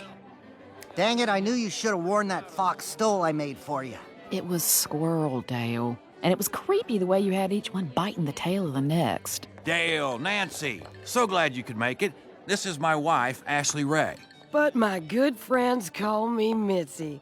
And I can tell by your hair we're gonna be good friends. Come on, let's get you a drink in that hand. Doug Diamond, Charlie St. Clair, say hello to Dale Gribble. You're Uncle Chuck, of Uncle Chuck's Breakfast Meats. Your picture's on my sausage patties. Oh, that's my dad. He founded the company, but I run it now. And someday I'll pass it on to my son. Unless he's still a vegetarian, then I guess the girl gets it. Wow. You gave your son a building, you're leaving yours a sausage factory? All I've got to give is my fatherly advice, which is shoddy at best. Hey, y'all! I'm Katie Taylor, chairwoman of the fundraising committee. Congratulations to us for funding our new performing arts center. But now we need some flowers and benches to make it look pretty. So it's time to dig deep, people. I'll kick in for the flowers. Put me down for a fountain. I'll buy a bench for my son Joseph. Nice, Gribble. Cohiba.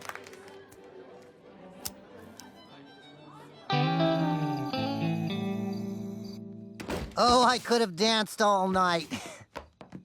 You know, that was a lot of money just to have your name on a bench kids are gonna carve curse words in. Nancy, all these rich guys do things for their kids. I never thought of that before. Joseph's fine. He doesn't need anything, Shug. Sure he does. Look at him.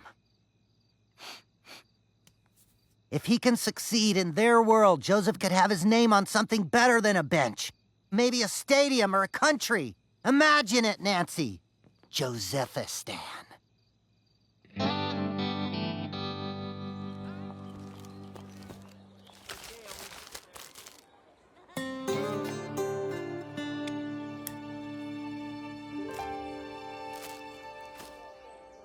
Dude, what is that thing? A spleen? No, a cherimoya. It's a fruit. We should totally burn it! One time, I lit a banana. Or you could just eat it.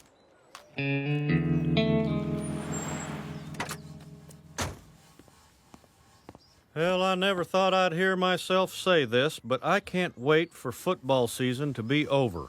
And I bet Coach Kleehammer feels the same way after last night's game. I cannot believe someone in the stands threw a car battery at him. So anything good happen at school lately? I didn't want to rub it in, but we did have 2 fire alarms. And Ramon got one of his crazy nosebleeds. Man, I miss that place. Joseph! There you are. What are you doing playing with the neighbor kid? You mean Bobby? Whatever. One of your Spencer friends just called. A bunch of the guys are going out on his dad's boat. Did you hear that, Hank? My boy's going sailing with rich people. Don't care. I don't want to go, Dad. Those guys are always talking about weird stuff I don't know, like summer camp in Europe. Just fake it. Say the churches are beautiful. Your future is depending on this, Joseph. You need to be on that boat. And if you get seasick, I want you to swallow it and smile. Okay.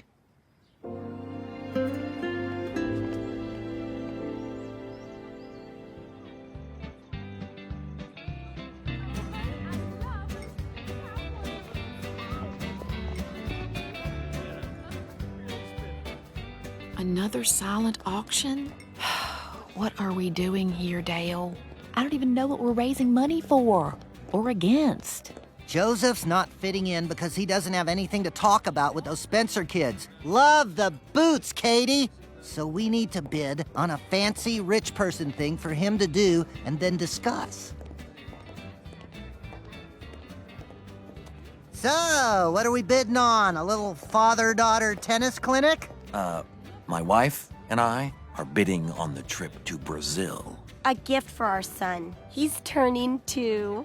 That sounds perfect for my son as well. Imagine him speaking Brazilian to all his friends at school. Let me just outbid you here. Well, that was rude. Stop it! This trip is mine! You're wasting ink, pal. I can do this all night. I've had enough of you. And your pen! Outbid this! What are you doing, Shug? We can't afford this. But Joseph needs... We're not rich, Dale.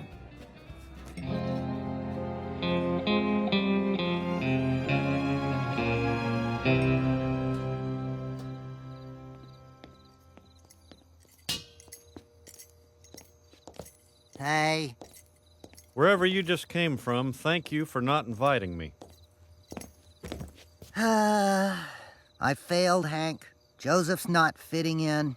Our meager, uncouth backgrounds are just too much for him to overcome.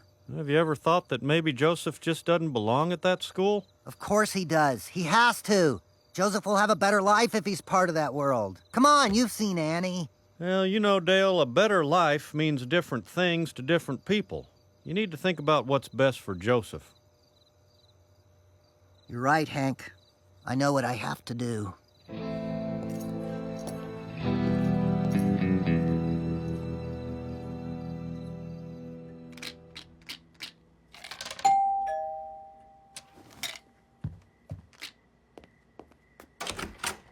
Joseph?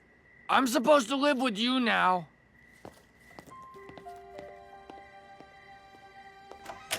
What the heck is Joseph doing here? I don't know. His dad just...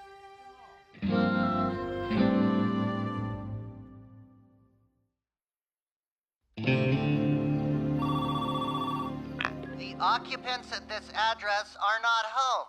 Please leave a message. Dale, Tucker Mardell, again. Joseph's here. Don't know why. We'll feed him dinner, but could you come get him? Soon? My son!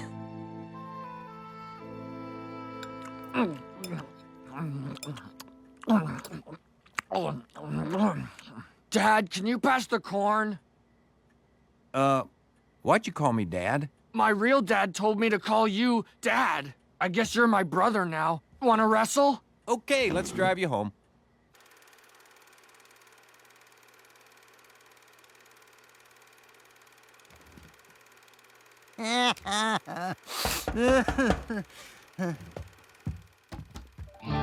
Joseph, be strong, Gribble. Dale, I brought your son. I don't have a son. Go away. Huh. Your mom will be home soon, right? Great. See you later, son. I mean, not like you're my son, but, you know, son in the oh, hell, forget it. Just stay.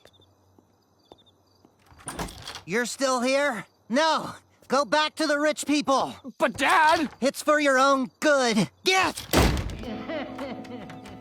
I miss you, Dad! You'll forget me soon enough. I can't remember what you look like! I'll always be in your heart. Now go! Go, my beautiful son! Dad! Hey, Joseph. Everything okay? My dad won't let me in. Oh. Wanna come over till your mom gets home? Okay.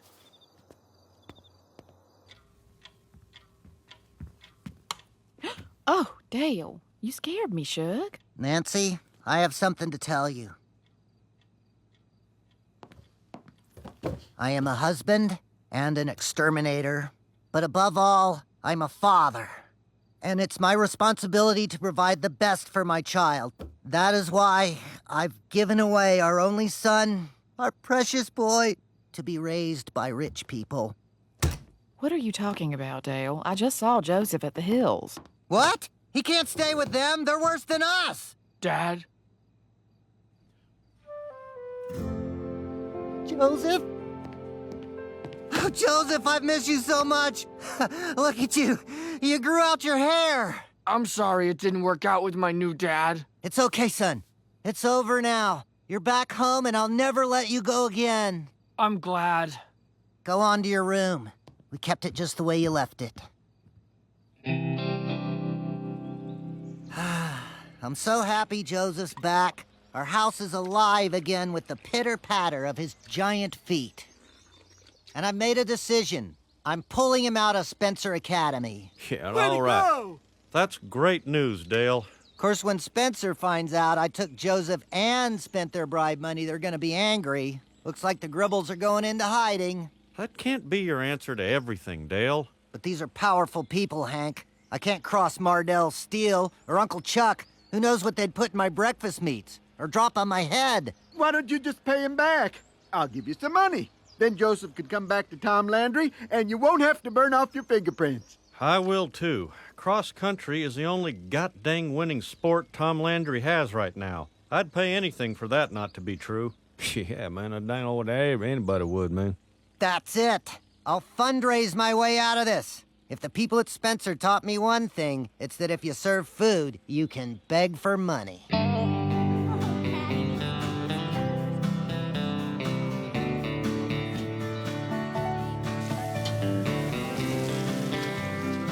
Almost.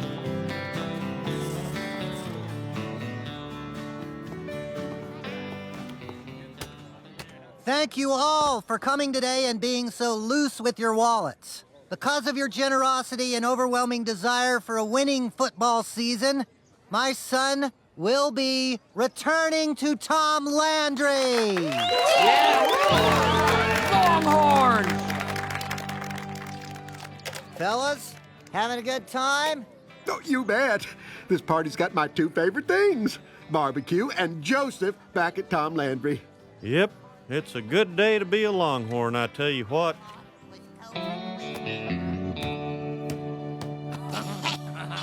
It sure is.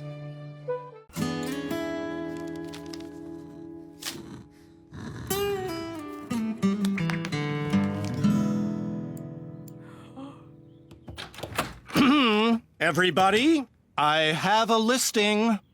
A listing? Now, since the market is as tight as an Englishman's cricket shoes, it's only fair this assignment go to the employee I feel is most deserving. Me! Oh, and for the rest of you, if you're lucky enough to get a listing, well, you'll now get 2 weeks to sell it. And if you don't, it goes back to my top salesperson. Still me.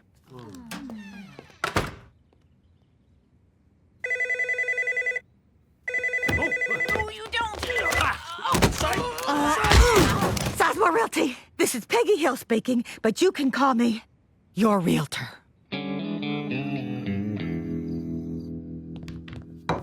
Mashed potatoes and French fries?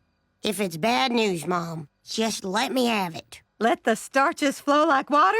I have a listing. Way to go, Peggy! Well, all right, Peggy. That's a pretty big deal considering the rough housing market. Yes, it is, but I only have 2 weeks to sell the house, or I will lose the listing and maybe my job. No, you enjoy those fries, Bobby, because I plan on staging the heck out of this house. What's staging? It's like a home makeover. I fill the house with flowers, candles, and nice furniture, so people won't have a chance to imagine how bad it's gonna look with their crap in it. I know what'll attract a big crowd. You could put in a gap. People You'll love the Gap.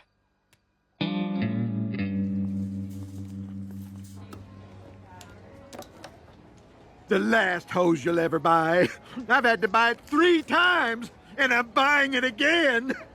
This is gonna be the one. Oh, God, look who's here. That home inspector, Bud Ferguson. Where? Where is he? Bud Ferguson, pushing a shopping cart like a mere mortal. That jerk killed 2 of our sales last month because the houses had structural problems. Like every house doesn't have those. It's Ferguson's job to be tough, and he's damn good at it. Did you know he discovered faulty wiring at Bo Schute's house through 3 layers of drywall? Of course we do. You fail a Ferguson inspection, everyone in Arlen knows. Poor Shute was so humiliated, he had to move to a Dakota. His unsellable house still sits empty. Sad for him, sad for the house.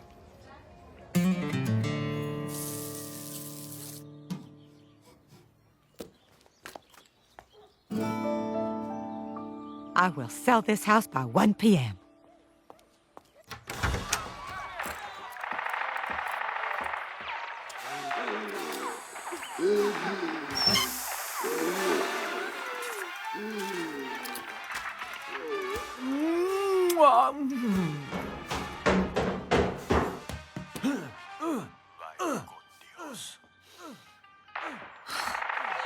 Your open house starts in an hour, so what do you say you jump in the car and go for a little spin around the state?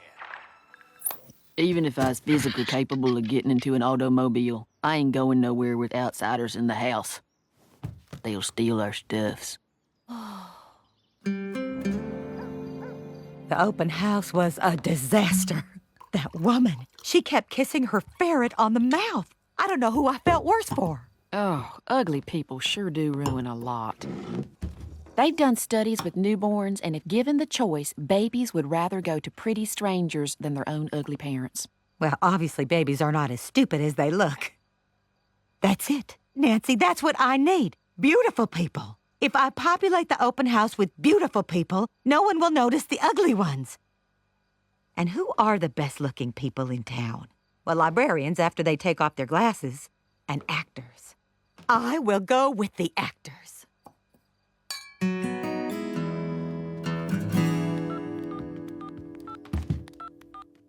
Welcome, cast members of the 142 Taylor Avenue Open House. Right now, you are a random assortment of very good-looking actors. But by next weekend's open house, you will be a family. Sounds great. I hate my real family. So, Madam Director, what do you want us to do? Well, why don't you act? If you want us to act, we need a script. We're not improv people. A script, right, Melrose? Which means I get to write one. I will write about how wonderful the house is. People will fall in love with it, and bingo, it's sold. I'm just gonna have to dig deep into my tortured soul to write this thing. I will call my mother. Frank, why don't you warm up the actors? All right, everybody, let's warm up. 33 minutes to cut a lawn. That's a personal best.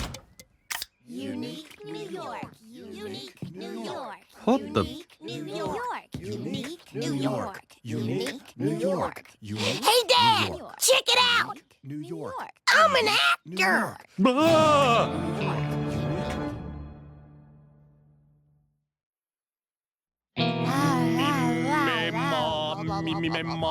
Peggy, this is crazy. Using actors to sell houses is a dumb idea. Hank, my job is on the line. I have to sell that freak house, and I have 1 week to write a script and get it up on its feet before the open house. These actors are my only hope. But, Peggy, the boy, he's swaying. Hank, if God forbid you were desperate to keep your job and had to peddle propane in our living room, I would not object. All right, fine. But please don't ever compare acting to propane again. Connections. This play is about how this house has affected people's lives. Now, let's do the scene between Luann, her husband, and emotionally distant father, and how they connect in this mid-century kitchen with modern upgrades. I know this is way uncool, but can we do my scenes first? I've got a mattress commercial this afternoon. Oh, you got that? Good. Good. Okay, everybody. Let's do the scene in the walk-in closet / third bedroom. Okay, in this scene, Frank... Peggy, I know writer's word is gold, but do I have to say this? French doors? Doors is fine. It's the other word. Okay. I do not know what the French did to you, but I will work around them. Fine. Kitchen scene. Hustle! Oh, God. Stay where you are, Hank. The actors have to get used to working around the freaky people. Everybody, pretend Hank is a scary old man with an oxygen tank.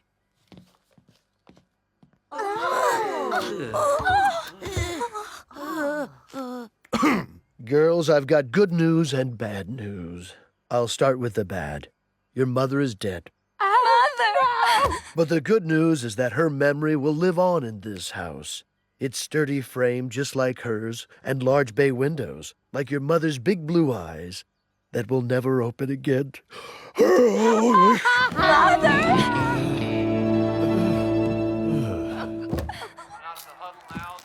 Dang it, Dale, I told you, the bed is off limits. Don't sit on my bed. Don't try on my belt. You sure have a lot of rules, King Don't. Knock it off, Dale. I got enough problems with these actors crawling all over my house, eating imaginary bananas when real ones are sitting right there in a bowl. I don't know what I'd do if I had actors in my house. We'd probably play charades late into the night, then get drunk on sangria and practice our Oscar speeches. I could rid you of your extremely attractive pests, Hank. I won't say when. I will say scorpions. I'm not sure if it's the high ceilings or the recessed lighting, but this room makes me... It's a miracle, my love. Cut! Luann, you entered too early again. Bobby says, makes me want to dance. He dances, then you rush in. Come on, people. We have got 1 week to get this right, or I will lose my job. Action. It's a miracle, my love. After 15 years, we are pregnant. And I know exactly who's responsible. This house. Chris, what are you doing here, interrupting my knitting group? I know what you're doing here. Using actors to sell houses.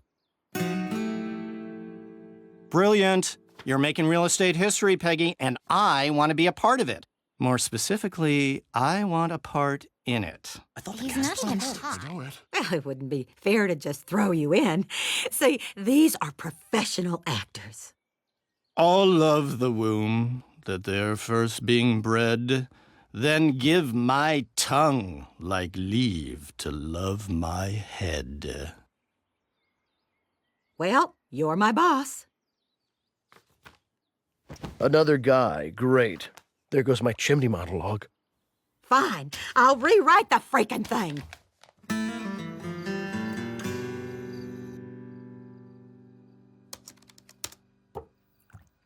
You guys are still up? It's 11:30. Dad, Mom's been typing for 6 hours straight, except for that 15 minutes when she just started crying.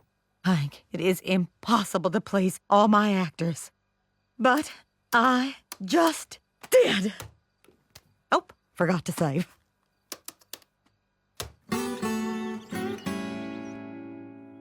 I was hoping you'd take the house back, and maybe your old dad, too. I missed you so much, Dad.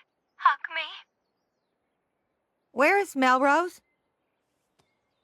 I'm calling from the set. On the phone? Wait, okay. I can handle this. You are on the phone because you're away at school. Melrose is away at college and is calling because she misses her family. No, her home. Frank, go with it.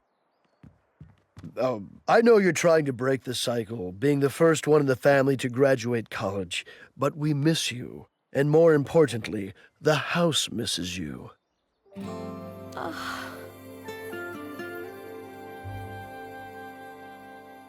Did everyone feel that? It was real, and it was good. I could even feel it here. Oh, my goodness. Well, we might actually pull this off. At this rate, tomorrow's dress rehearsal is going to be fantastic. Now, everybody remember to bring friends so it feels like a real open house. I love the theater. It's in me now. Spencer, the talk. Bobby, did you know I'm 35 years old and I spend my weekends in a sandwich costume just to make rent?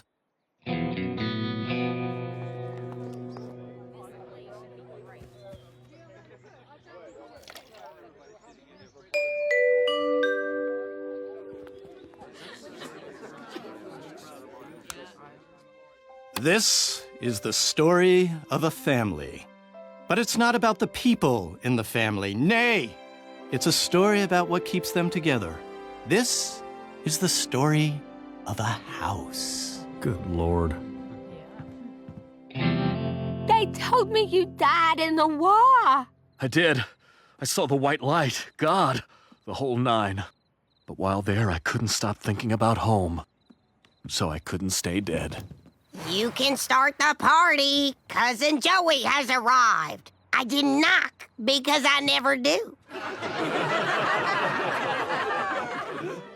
Which is why doctors will never tell you that homesick is the worst kind of sick. And one day, I will honor this house by becoming the man she always knew I could be.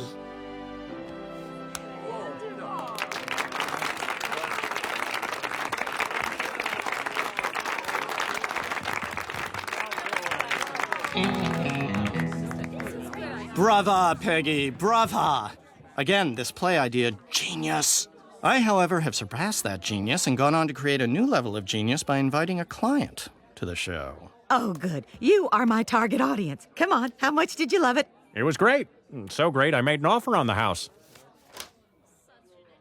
I don't understand. I sold you a house that you've never even seen? No, Peggy, that would make you a witch. He made an offer on this house. What?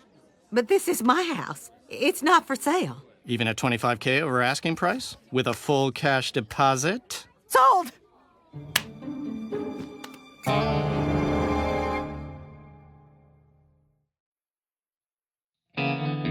I can't believe you sold our house. I know, and for a very good price. $25K over asking in a down market. Would you open it, Dad? You know, autographs. Has this family gone insane? That's it. Bobby, open your own dang soda. Peggy, we're not moving. End of story.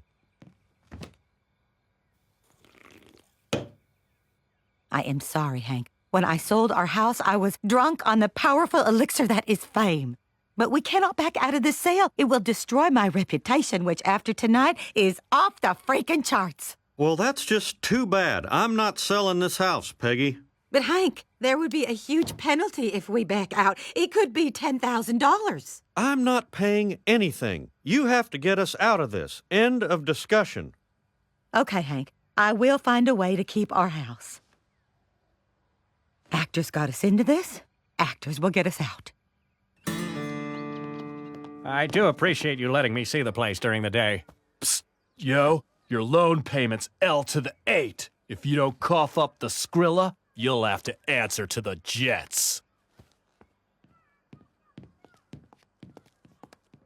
Hey, I just moved in down the block, and I'm required by law to tell everybody I'm a sex offender.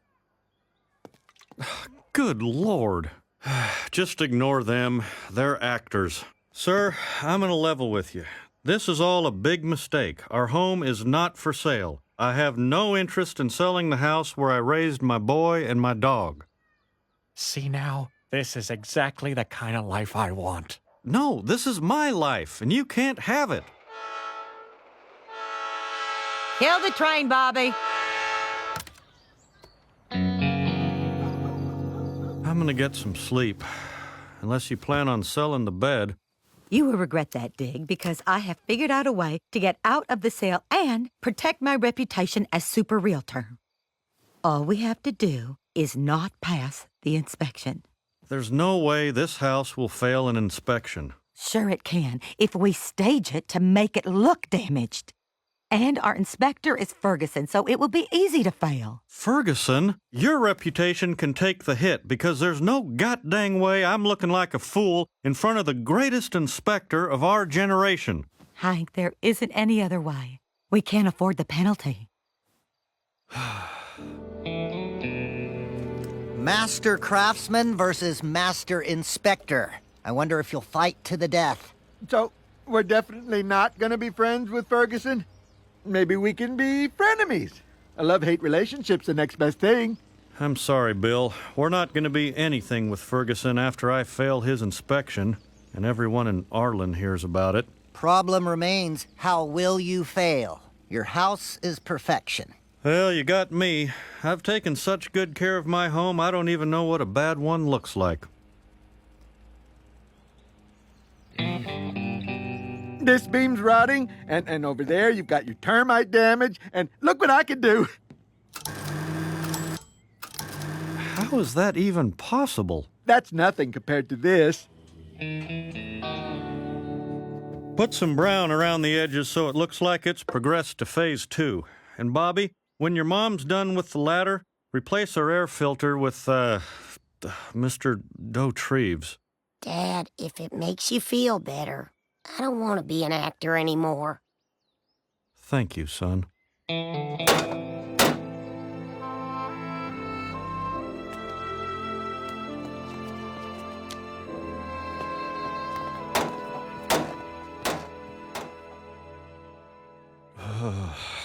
Look at this place. My whole life has been a lie. Oh, I'm sorry, Hank. I just got carried away.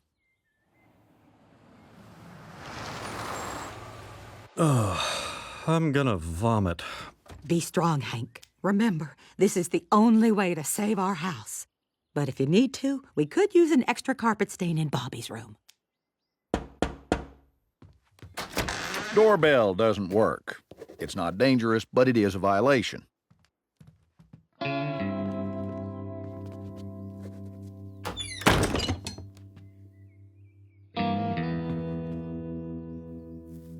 With all the home improvement shows these days, you'd think maintenance wouldn't be such an alien concept.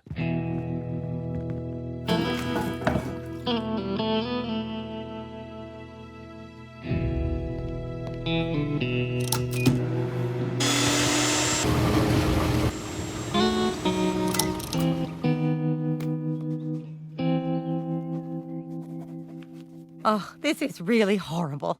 I feel like your boxing manager and you've been beat up and I have to cut your eye with the razor so you can see.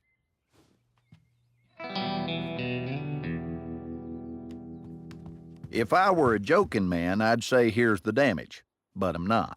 I'm going to have to fail this house. It'd take a skilled craftsman 1,000 man-hours to fix it. 1,000 man-hours? That's a lot of money. Sorry, folks. I'm out.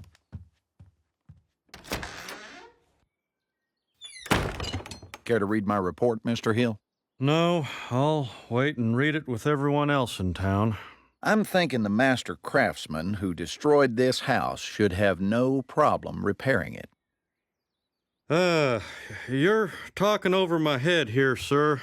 I'm just a bad homeowner. Mr. Hill, only someone with incredible skills could make such a well-maintained home appear so damaged. I'm impressed.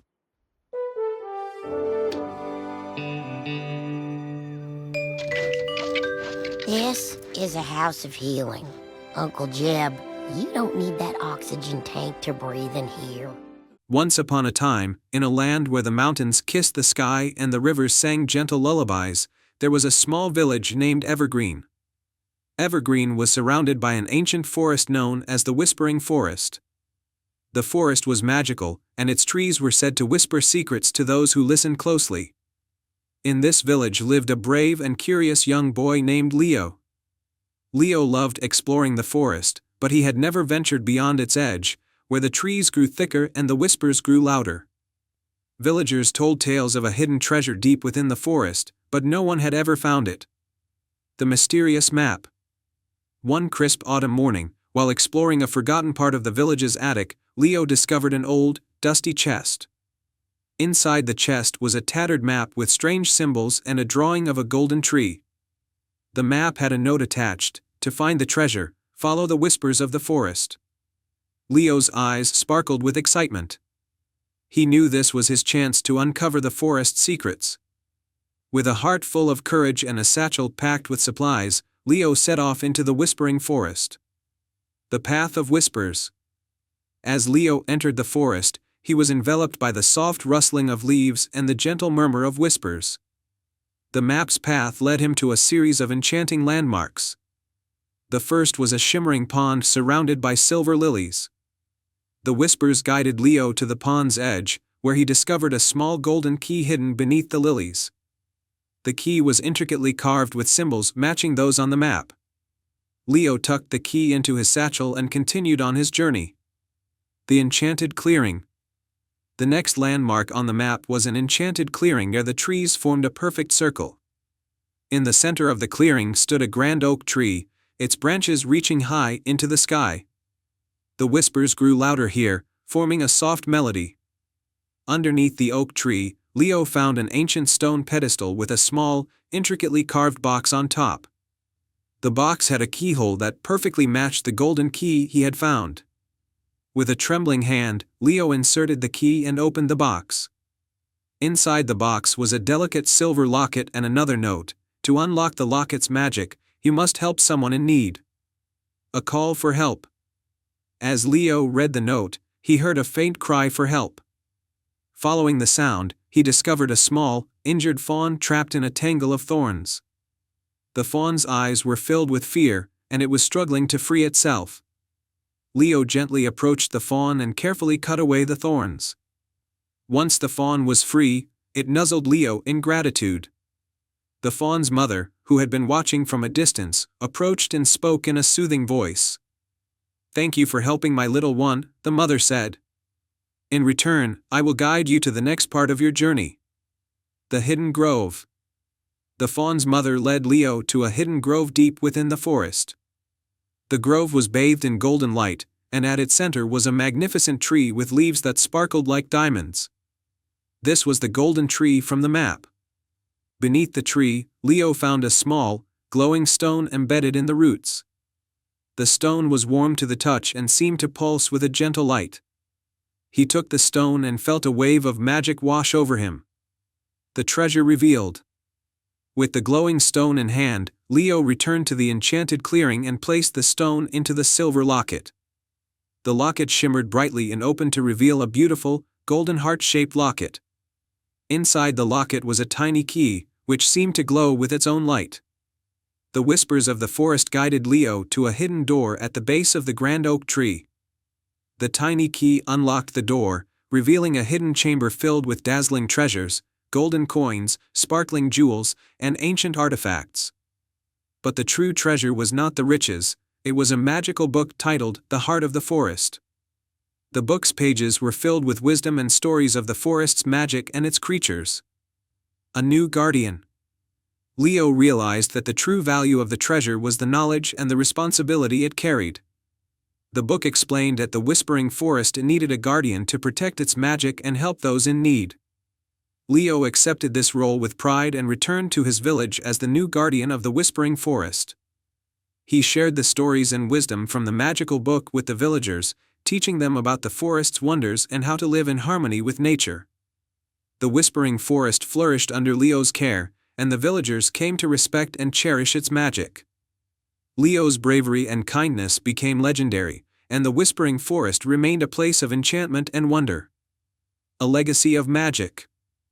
Years passed, and the tale of Leo and the Whispering Forest was told to each new generation. The forest's whispers continued to guide those who listened with a pure heart, and the magic of the golden tree remained a symbol of hope and kindness. And so, the Whispering Forest thrived, its magic preserved by a brave young boy who became its guardian. Leo's story reminded everyone that the greatest treasures are often found through acts of kindness and the courage to follow one's heart. The end. And so ends the tale of Leo and the Whispering Forest, a story that teaches us the true meaning of treasure and the magic that lies in helping others and embracing our destiny.